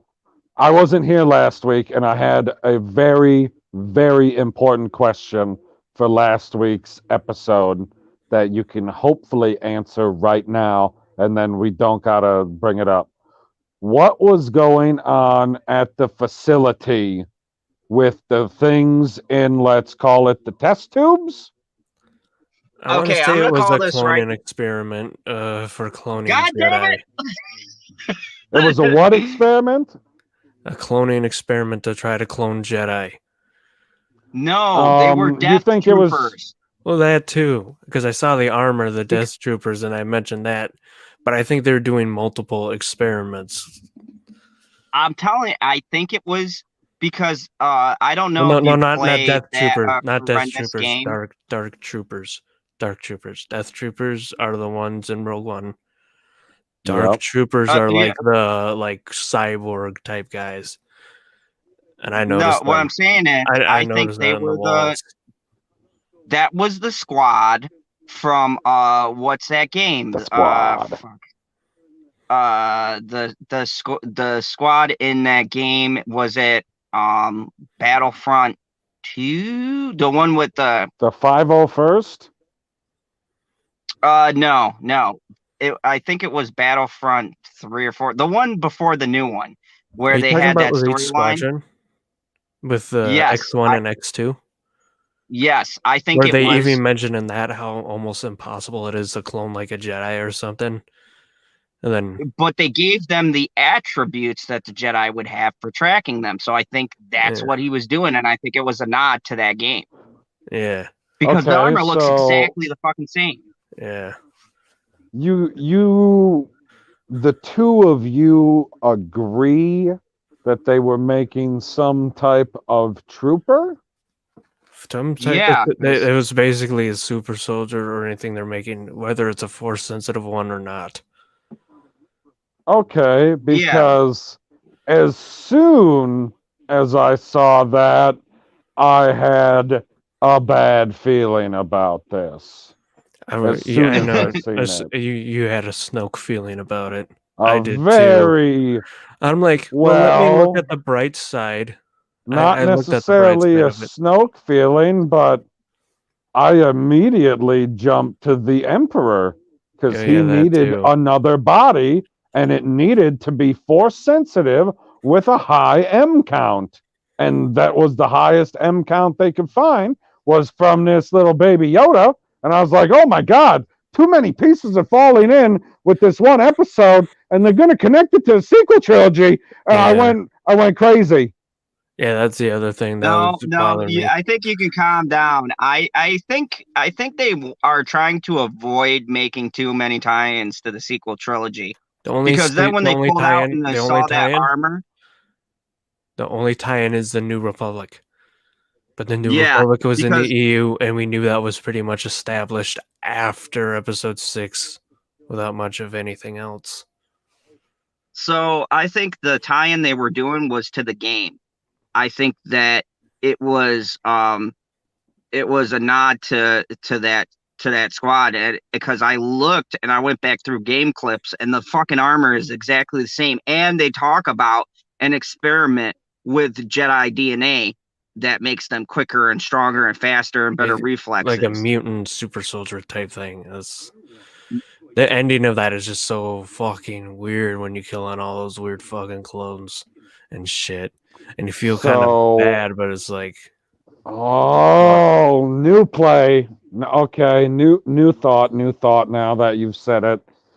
Um you need the extra speed and agility and force sensitivity and everything that comes with it with these super soldiers, as you put it, if you are being attacked from outside the galaxy from invaders you've never seen before, right?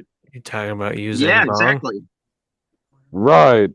Yeah, because Like if he's yeah, connecting it back to the last thing that he did, which was Rebels, the last time we saw Grand Admiral Thrawn, he was riding a space squid to the middle of only God knows where. So where did that end up? I don't fucking know. oh, You don't and fucking know. None of us know. You know who knows? Dave. or are they going to tie it all to Mortis and that family again? Ooh, that's good. And Remember, at least we're yeah, talking about good possibilities that we would like to see. I wouldn't yeah, mind seeing any of these theories, to tell you the truth. To see that live action, I'd prefer almost to see how it would be like live action. Like, fuck yeah, we need a big battle. That would be awesome. And Theos gave me another great one here. Theo Moss said, "What if it was like Bad Batch clones?" yeah, Theo, that's a great because Bad Batch laid down the work of clones being augmented. modified. Yeah. So what better modification than what the Jedi has, right? Their reflexes, their not necessarily supernatural, but just heightened sense of everything that's going on. If you give that to a soldier, then a Jedi would have a hard enough time fighting them, let alone of an alien species, right? You go to conquer this See, new planet, or they go to conquer them thinking it's going to be an easy win, and you have these fucking super soldiers that have almost the same type of abilities as Jedi. see, Geekicidal Tendencies agreed with my initial assessment of it. Is that Grand Admiral Thrawn is the only person out there marshaling forces in order to man all of these frickin' ships that we saw in episode 9, and Moff Gideon is, let's say, running the science wing, and while running the science wing, he's also on his own personal mission to just, hold on to that dark saber. And here's a great thing. How many people would lose their shit if we get to the end of the season and the big reveal is that the person who's coming is Thrawn? I lose my fucking mind. I'll just tell you right now, because I think live action Thrawn, oh my god, that would be fucking he doesn't need to do nothing. epic. He just needs to stand there with his hands behind his back, walking intimidation. But who would they get for Thrawn? Because I don't like what they did to his face. Go to your Google. Go to your Google. You on your Google, Husky? All right, let Google me get this it real quick. Okay, hold on. Let me get it. Let me get it up. All right. I want you to look up who did his voice in Rebels to see if whoever that actor is would be able to do the role in live action. Because seeing Rosario Dawson play Ahsoka and then knowing what Ashley Eckstein looks like, yeah, I can see why they didn't cast her to play her own character. No, they're not going to have him play it. I don't even need to show you guys. Okay. He doesn't have the... okay. Good guy, but what I was you gotta saying, have the physical and stature. this is what I gotta say. No, yeah, and he can't look like what he does in Rebels. He has to look like what he did in the comics and stuff, where he has that chiseled jawline and everything. Well, I mean, he ain't gotta be perfect because it's gonna be some form of motion capture, or I guess they could do physical makeup. Yeah, Chiss are basically blue humans. With red right, eyes. I guess they could do up his makeup the same way that they did up the Kree on Agents of S.H.I.E.L.D. Yeah, I'd prefer that way. You need to find someone with kind of more of that chiseled look to the face. Well, they gotta. Okay, so we could get Tom Brady to do it. Yeah. Act? I don't fucking care.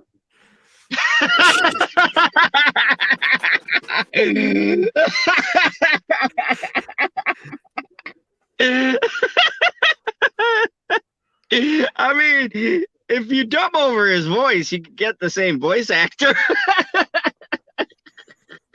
Well, they can film his scenes in Orlando, and you can just, that's a hop, skip, and a jump from where he's playing right now at the Tom Brady Buccaneers.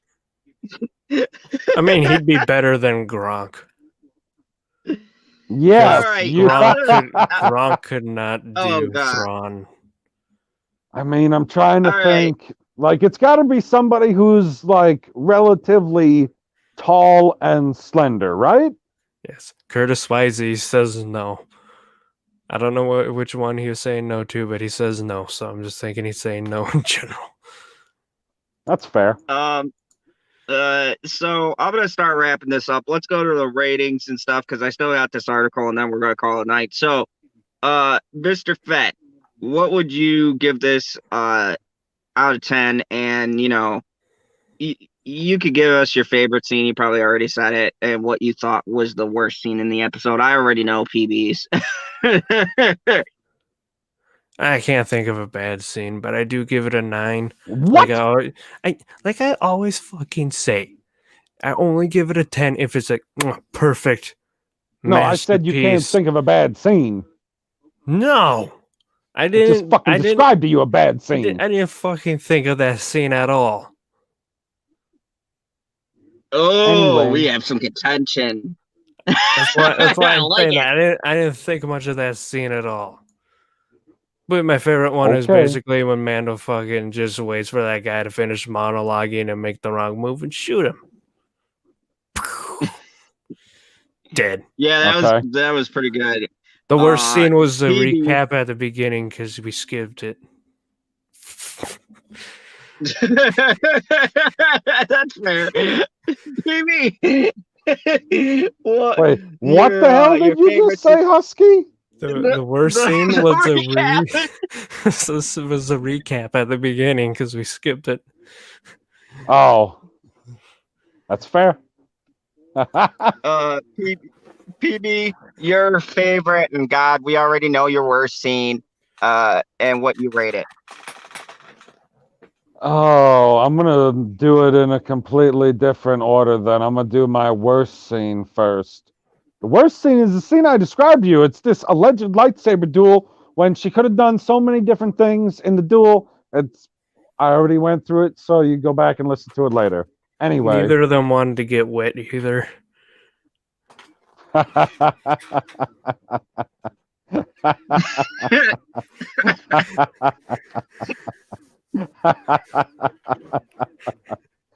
Oh, my favorite scene must have been had to been the, let's call it, Ahsoka introduction, where she's essentially just ghost or not ghosting, ninja-ing. That's a word, right? It is now. Yeah. Her way through the forest, mowing motherfuckers down left and right. And I was like, yeah, that's my kind of Jedi. You know what? I had a feeling you were going to pick that. For me, you guys already know because I described it. My favorite I didn't give it a number yet, dickhead. Oh. You dare talk to Baby Yoda like that? Look at how cute I look with my cookie. I stole that son of a bitch. You ask me 3 questions. You let me answer 2 of them. You're like, okay, this is what I thought.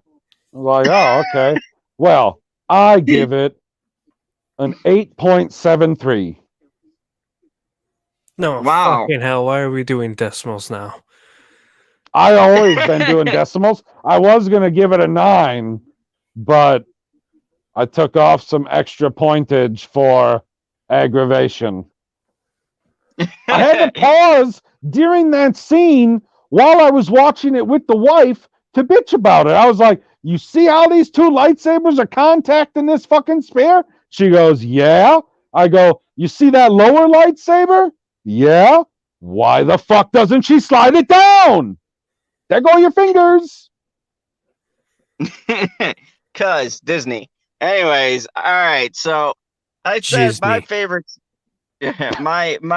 scene was I'm gonna call it the Predator scene where she's stalking the people on the rooftop.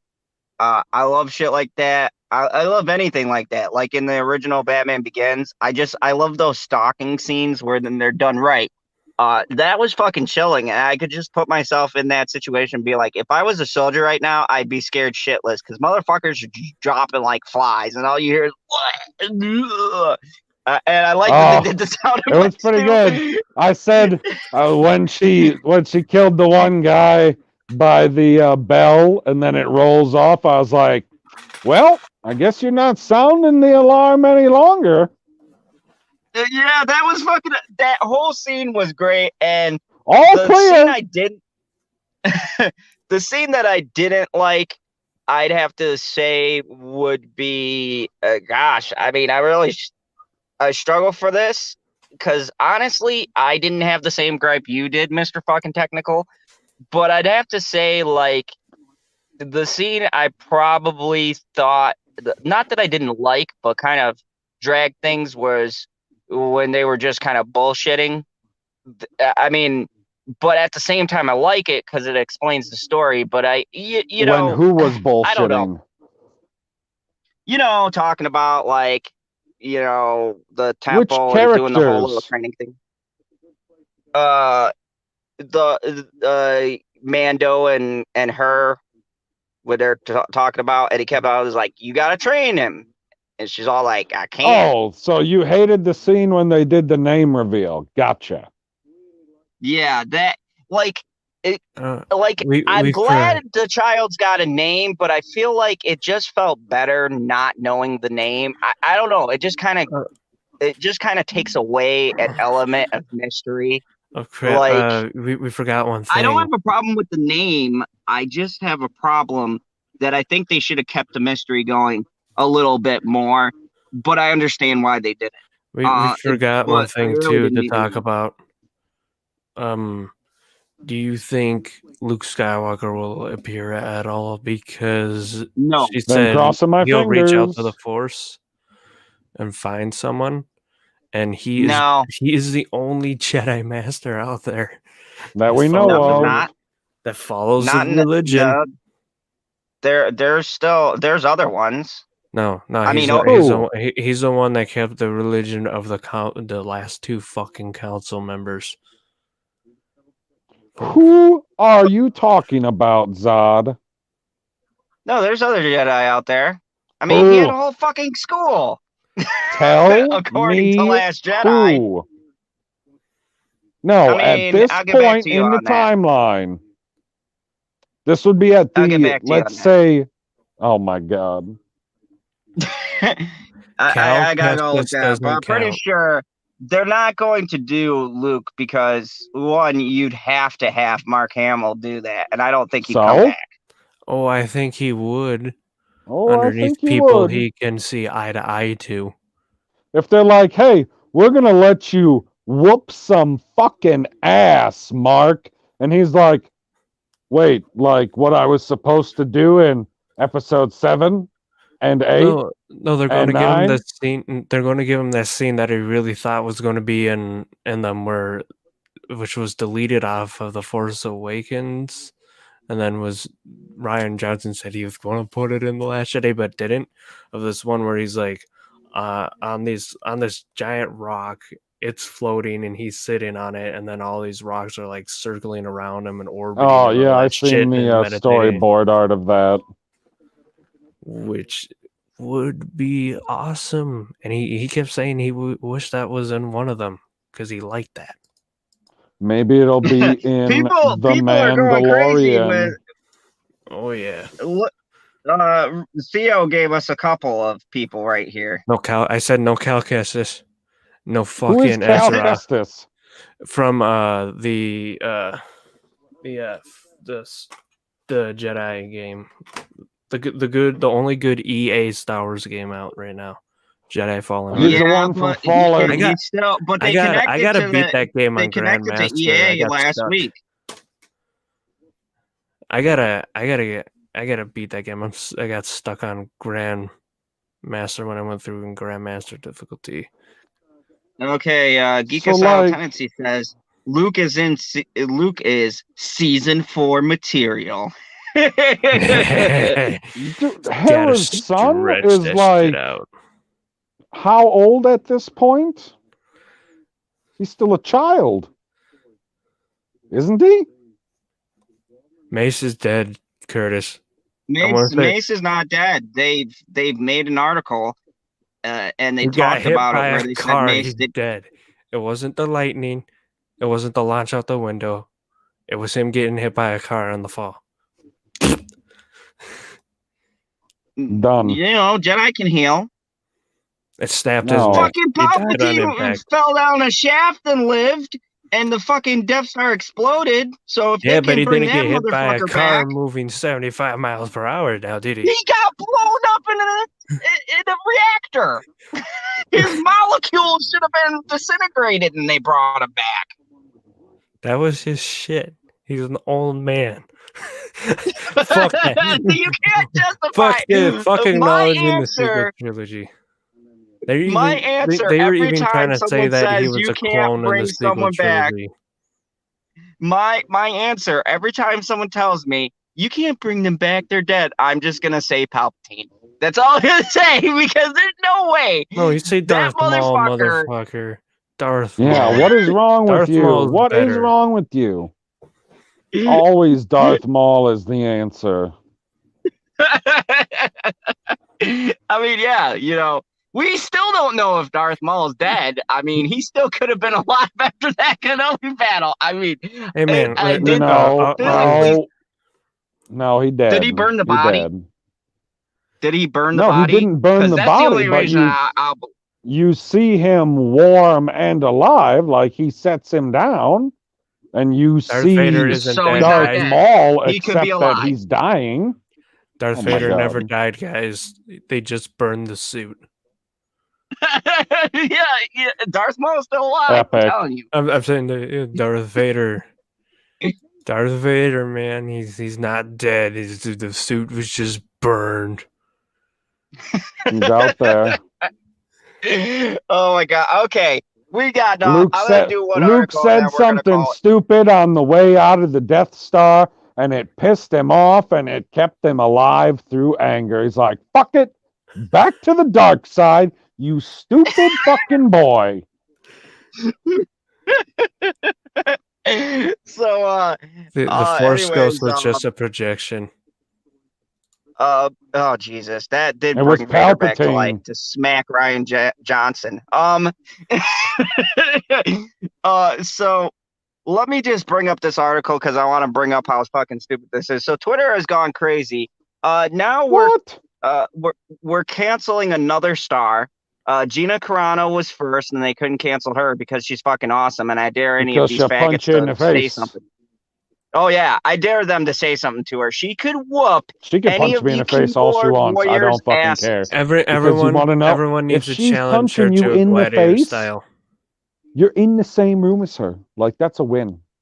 Come on, come on. Okay, We need to bring back so gladiator fights, and they just need to challenge her to a gladiator fight. they Bingo. wouldn't win. She's a UFC No female shit. champion. No shit. Not They beating would. Gina No, Carano. shut up. Shut Most up. men shit. will. No shit, they wouldn't win, but we'd get to see people die for our own entertainment because we need to bring back gladiator battles. Oh, I thought Okay, you were so talking like American gladiators. No, I'm talking about oh, I'm Jesus. talking about Roman gladiators. We don't need to do the animal Okay, thing. all right. Everybody, People calm down killing your each other in bloodlust the arena and for your glory. hormones for a second. All right. Jesus. Article. What? Cyber wants people to die. PB just wants her in the same room. Jesus Christ, we're getting out of control here. So, besides the gladiators type fight, or I guess the sex battle, we have a situation with Rosario Dawson. This was about 2 years ago, and apparently people are up in arms because Rosario Dawson's transphobic. How is she transphobic? Because she's Because black. she apparently had a building of some kind she owned or something. She asked some trans person get the fuck out. They claimed that she discriminated them, that her and her family whooped their ass. Well, first of all, I think it's funny that Rosario Dawson and her family whooped this guy's ass. I'm not like making some statement against the trans community. I just find that hilarious that Rosario Dawson whooped your ass. That's the first Hilarious. Not a hate crime. thing. That's the first thing. Second thing, this happened 2 years ago, and I have read 3 different articles on this and have not gotten a clear perspective from both sides.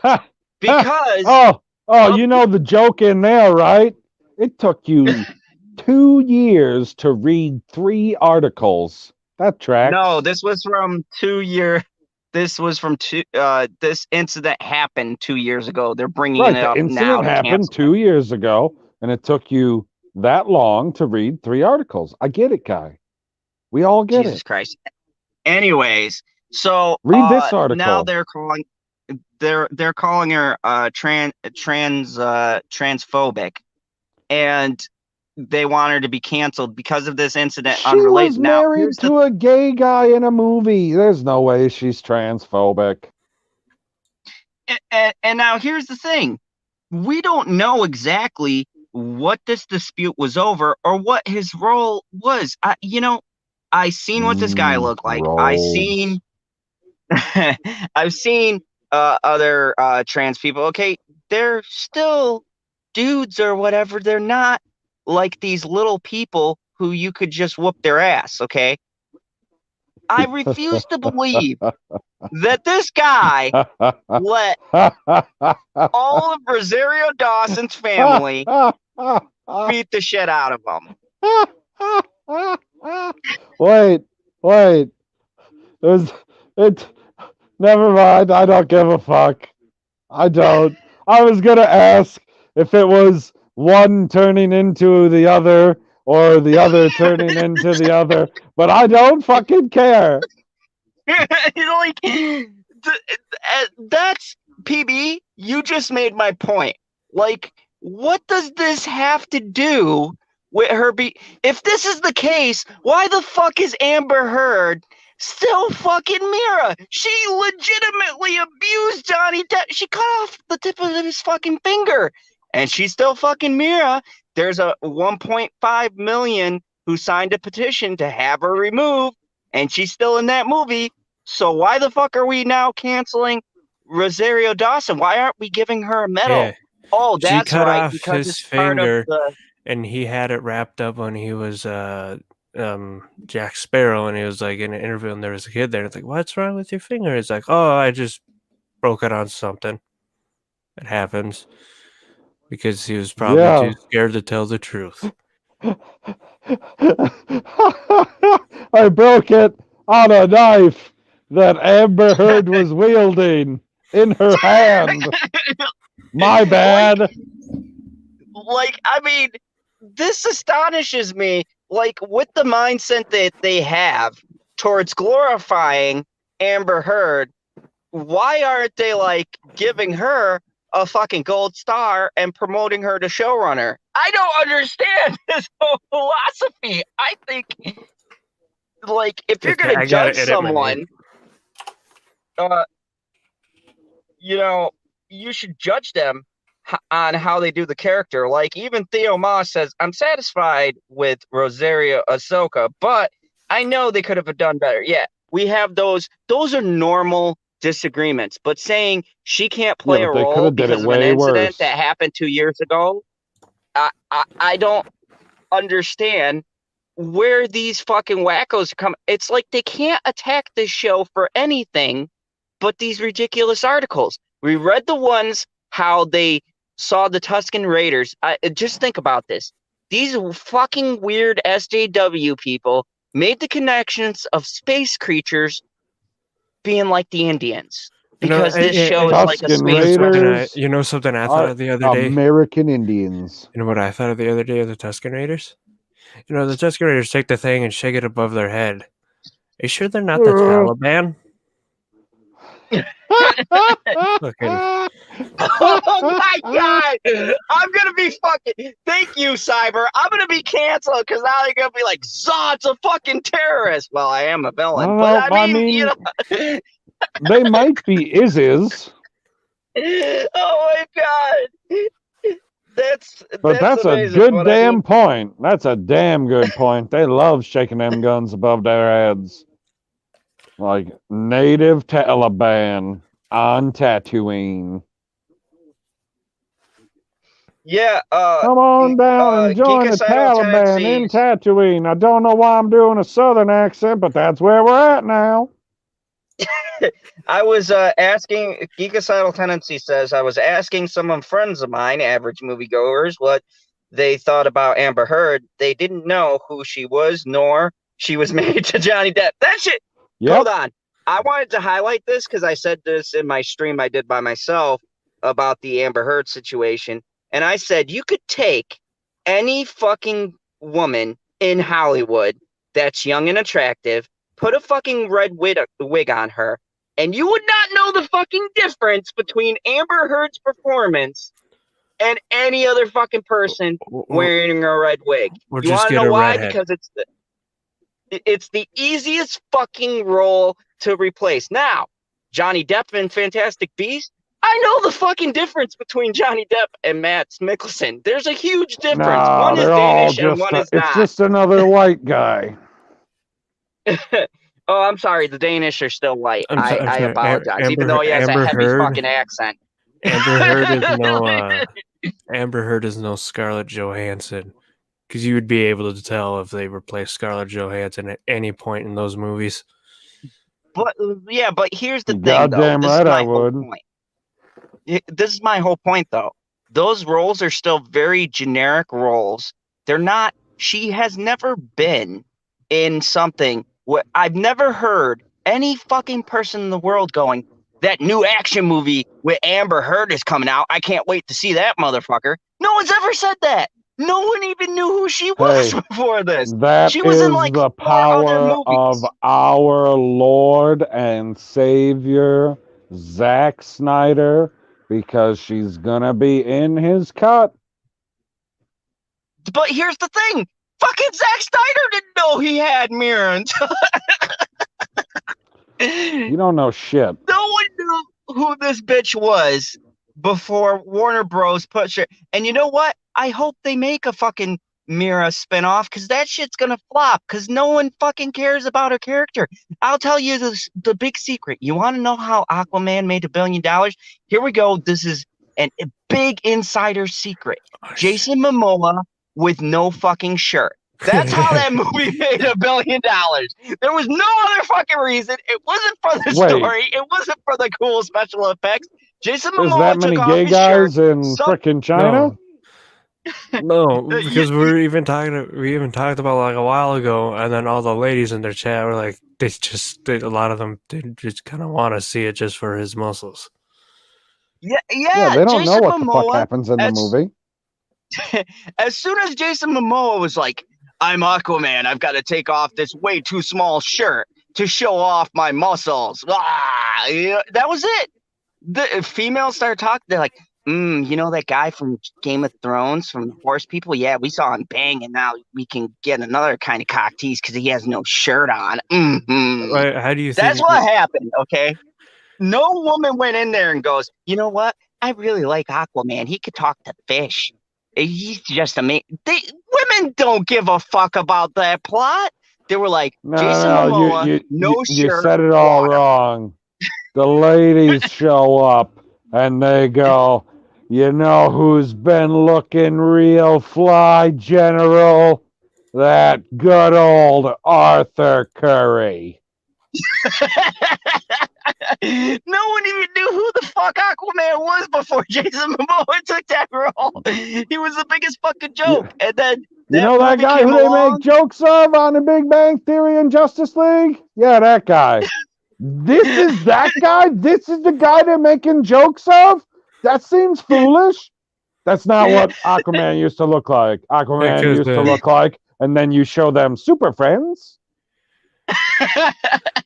Yeah, because there's that whole thing where Raj was like, where he came and he says, I've said it before, I say it once again, Aquaman sucks. It does. I love that costume. That's an excellent costume. Honestly, the whole image change is probably what really, really helped it, because you heard from the comic fans, it's like, oh, he has this look. It's kind of, you know, and not really care about it. But then you get him,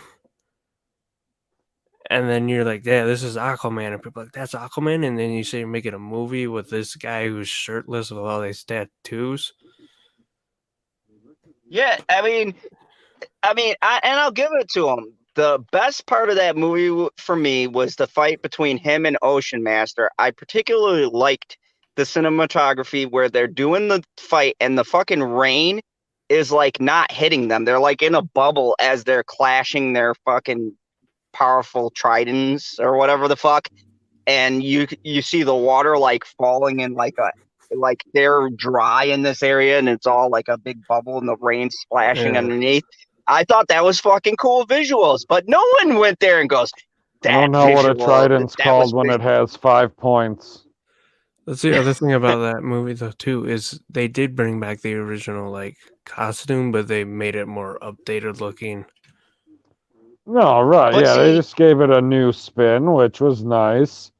Now, I would say... But see, we were looking at that. No woman gave a shit about that suit. They were caring about when he that's right. took off the clothes to go in that suit. Hey, they're right, though. What is the Aquaman that you remembered before Jason Momoa? What's the Aquaman you remember? Justice League Unlimited. Husky? I remember watching the old Justice League thing, but yeah, the old orange and green pants, old orange shirt, green pants. So you remember? Do you remember him getting the hook hand? Yeah, I remember that one a little bit. Even when I Okay. saw stuff later of that show, I'm like, hey, I remember this show. So right, a lot of people. I just shouldn't say everybody because that would be an overgeneralization.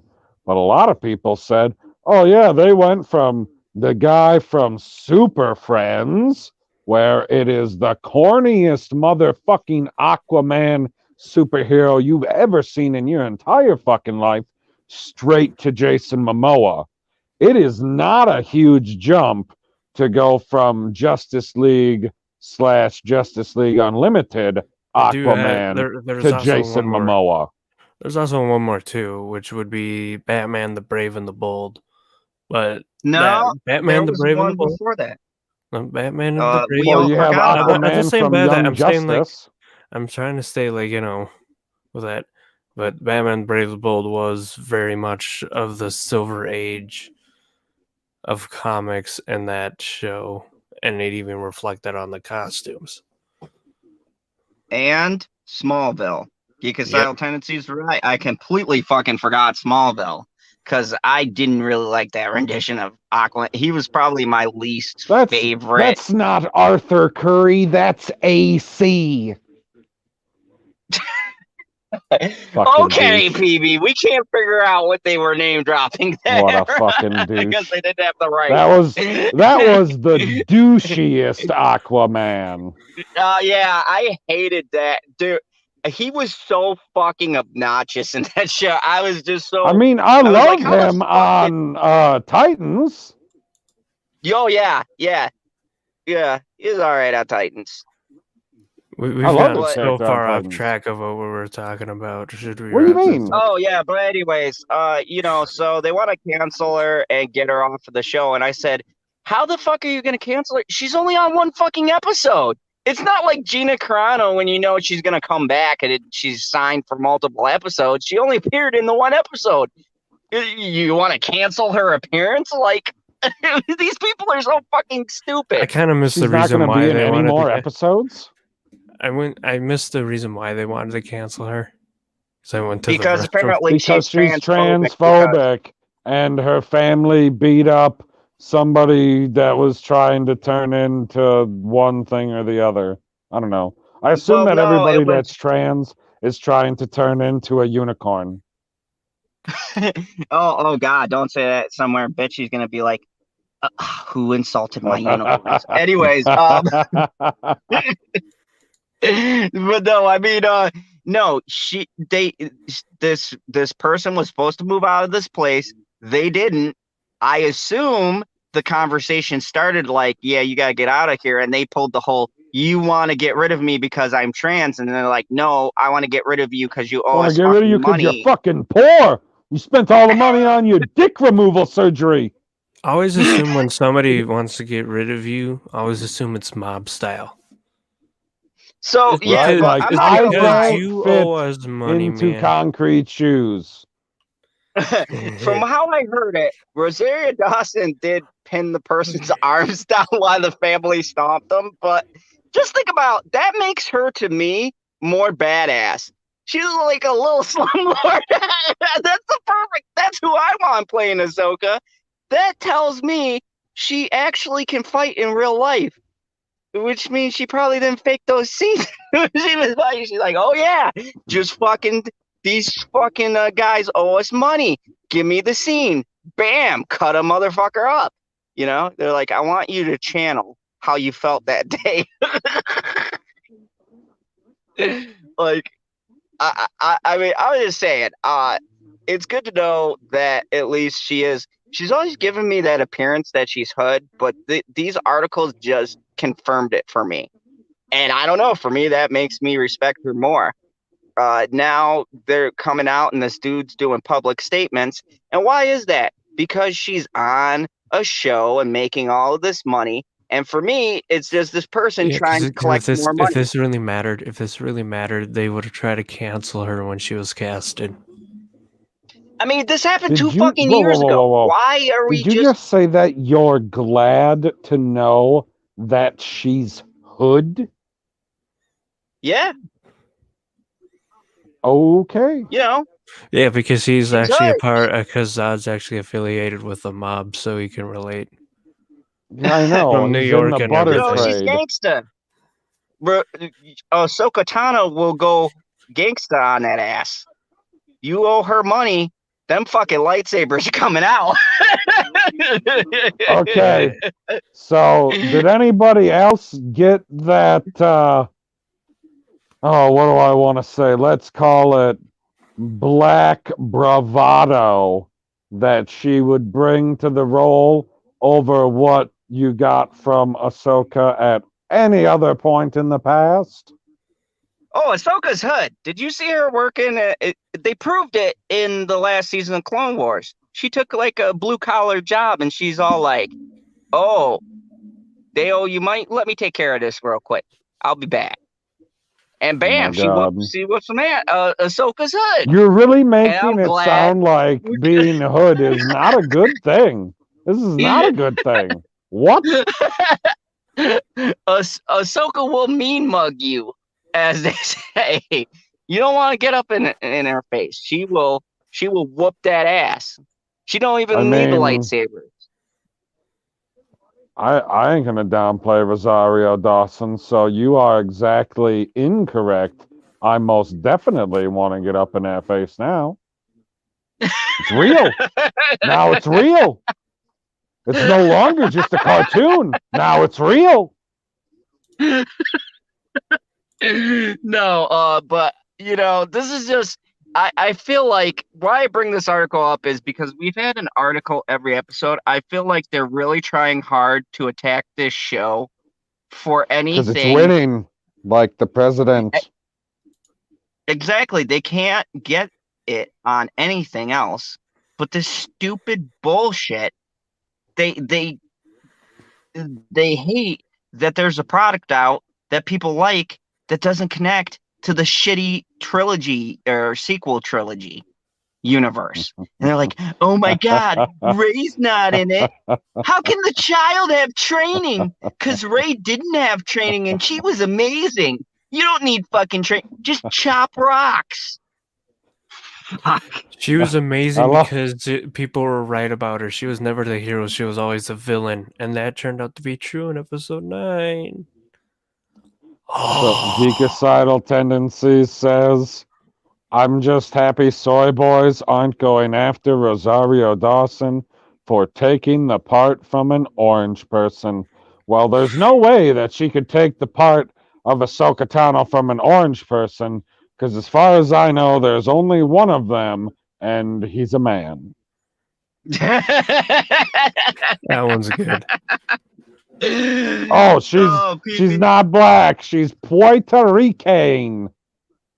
Yep. Same thing. That sounds According even. to LB.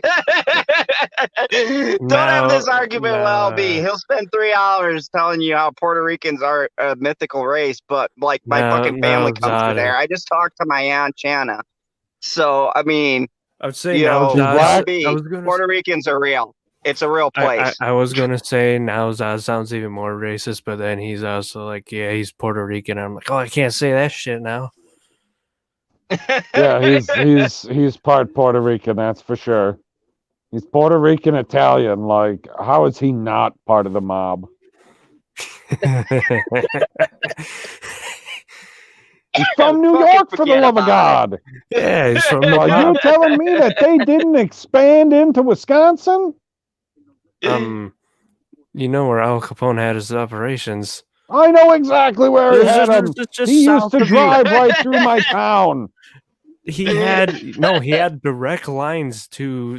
I told you, he has direct lines to a lot of Minnesota distilleries. There was monks that made whiskey. They still made whiskey, and they had to do it in small barrels, so it didn't draw suspicion. And they were like the only ones that had whiskey, and that's why he had a direct line to them. And then the Wabasha Caves, mobsters would whack people there and hide booze there during the Prohibition. Oh, hiding dead bodies next to my alcohol. That seems unsanitary, but as long as it keeps the cost down, I guess I'll drink her. Yeah. Oh man. Anyways, let's start to wrap this up. This has been a A great little stream. blood never hurt anybody. You just put a little alcohol on it before you drink it. It's not like there's any viruses out there that's going to hurt you. And on that note, we should just end right there. No, all right. So, thank you everybody for coming out. Let's get some people's channels, the new shit that they got. Let's start by some brief outros so that I can get some sleep because I got the little one, and I don't mean little Yoda. I mean my teenage daughter. So, Trial by Combat, aka the artist formerly known as Cyber. Give us your channel and what you got coming out. I'll share my YouTube first because I just want everyone who's here, because I won't be posting things on it for a while because I'm at a stump because of some things happening IRL that I won't dive into. So just go through my channel, click the play all or whatever, and just watch them, get some watch hours on there because the last yeah, only have people, 26 you're on views. your computers right now. Yeah, open a tab. I only have 26 views in the last 7 days. My last video didn't do well, and I thought it would do fine. But I'll be streaming probably pretty much Monday through Friday of the Hyrule Warriors because I really want to get back into it. That's why I'm putting Monday back on there for temporarily for now. Because I'm having fun with that, and I was going to stream it before the stream tonight, but I lost track of time. So, and also on my Twitch, I am 7 away from 50, which is one of the goals for the required amount to get affiliate. So I'm 7 away from 50, and then I'd probably just need like 5 people to watch all my streams for like 1 week, and then I'll probably get affiliate. Does that count if people watch an old stream that's still on there? I do not think that it goes to that. It goes by the average of when you go live. Okay. Yeah. So I'm very close to affiliate, and I'm really excited about that. Yeah. Okay. So go over there, click on these links, people. I believe in you. Click the links. And, of course, the #1 Snyder fan in the galaxy, Mr. PopCulturePb. Tell us about another great video you have on the always honest, like a prophet, Zack Snyder. Oh, man, you want me to make another Snyder Cut video? I guess, I never have them planned. They just pop up occasionally when I see something that draws my ire, which hasn't really happened recently. Although, oh my God, I watched some video by our favorite snake oil salesman, Fatal J, about how people who used to hate the Snyder Cut are changing their tune. So I clicked on the video. I was like, okay, man, okay, you got me. So I click on it. He's like, okay, we're talking about 3 things. I was like, okay. So it was a minute and a half before he started talking about the 3 things that he's going to talk about. And naturally, it wasn't the first 2 I didn't give a fuck about. So I had to fast forward for another fucking like 8 minutes or something like that until he finally got to the Snyder Cut thing. And then he brings up some person that's like, he said, yeah, they've been ragging on this movie for I don't know how long they've been ragging on, and now they come out and they say that this trailer, this teaser, now it's fire. And I don't know, are we supposed to accept this person or are we supposed to not accept them because we don't know what they're going to say next? And I was like, that is way to be a fan. Typical Snyder fan. What, a person's just giving you their honest opinion on something, At least I assume it's an honest opinion. I never watched this other person who allegedly hates the Snyder Cut. But when you see something and you're like, yeah, that looks cool, what are you supposed to go on and say? Oh, it looks like shit because I said before that it looks like shit. No, if you think that it looks cool now, come out and say that it looks cool now. Happens all the time. Some of you need to see the Prophecy Geek Culture channel if you're not subbed to it already, and go watch PB's. First of all, just watch PB's videos of Snyder all the way through. It helps out the channel. Yes, please do. Two, Oh God. just read the comments. Some of these people pull out the things out of their ass, or they just comment the same thing, and it's not even related to the whole thing at all. Or they all the go, time. Clearly, you're a moron because you don't know in this obscure DC comic where they did a one-off and it had nothing to do with anything in the DC comic world. Superman did kill this person obscurely, so Zack Snyder's take on Superman and BVS was spot on because this one comic that was ever made once, he was that dark. So Zack Snyder's the man. Fuck you. In I read those the last comics, you Snyder video, cocksuckers. I would decided to make a smart ass comment instead of the usual thanks for watching, you know? That type of smart. I made a smart comment that said something like because the article PB was writing, it was pretty much written by a Dutz. Oh my God. And PB went off on it, and I'm like, this one, PB hates the writer more than Snyder, and then this guy goes on this thing with Snyder. I'm ignoring this. I'm not replying to this shit. If PB wants to, he can. And I'm like, fuck off, man.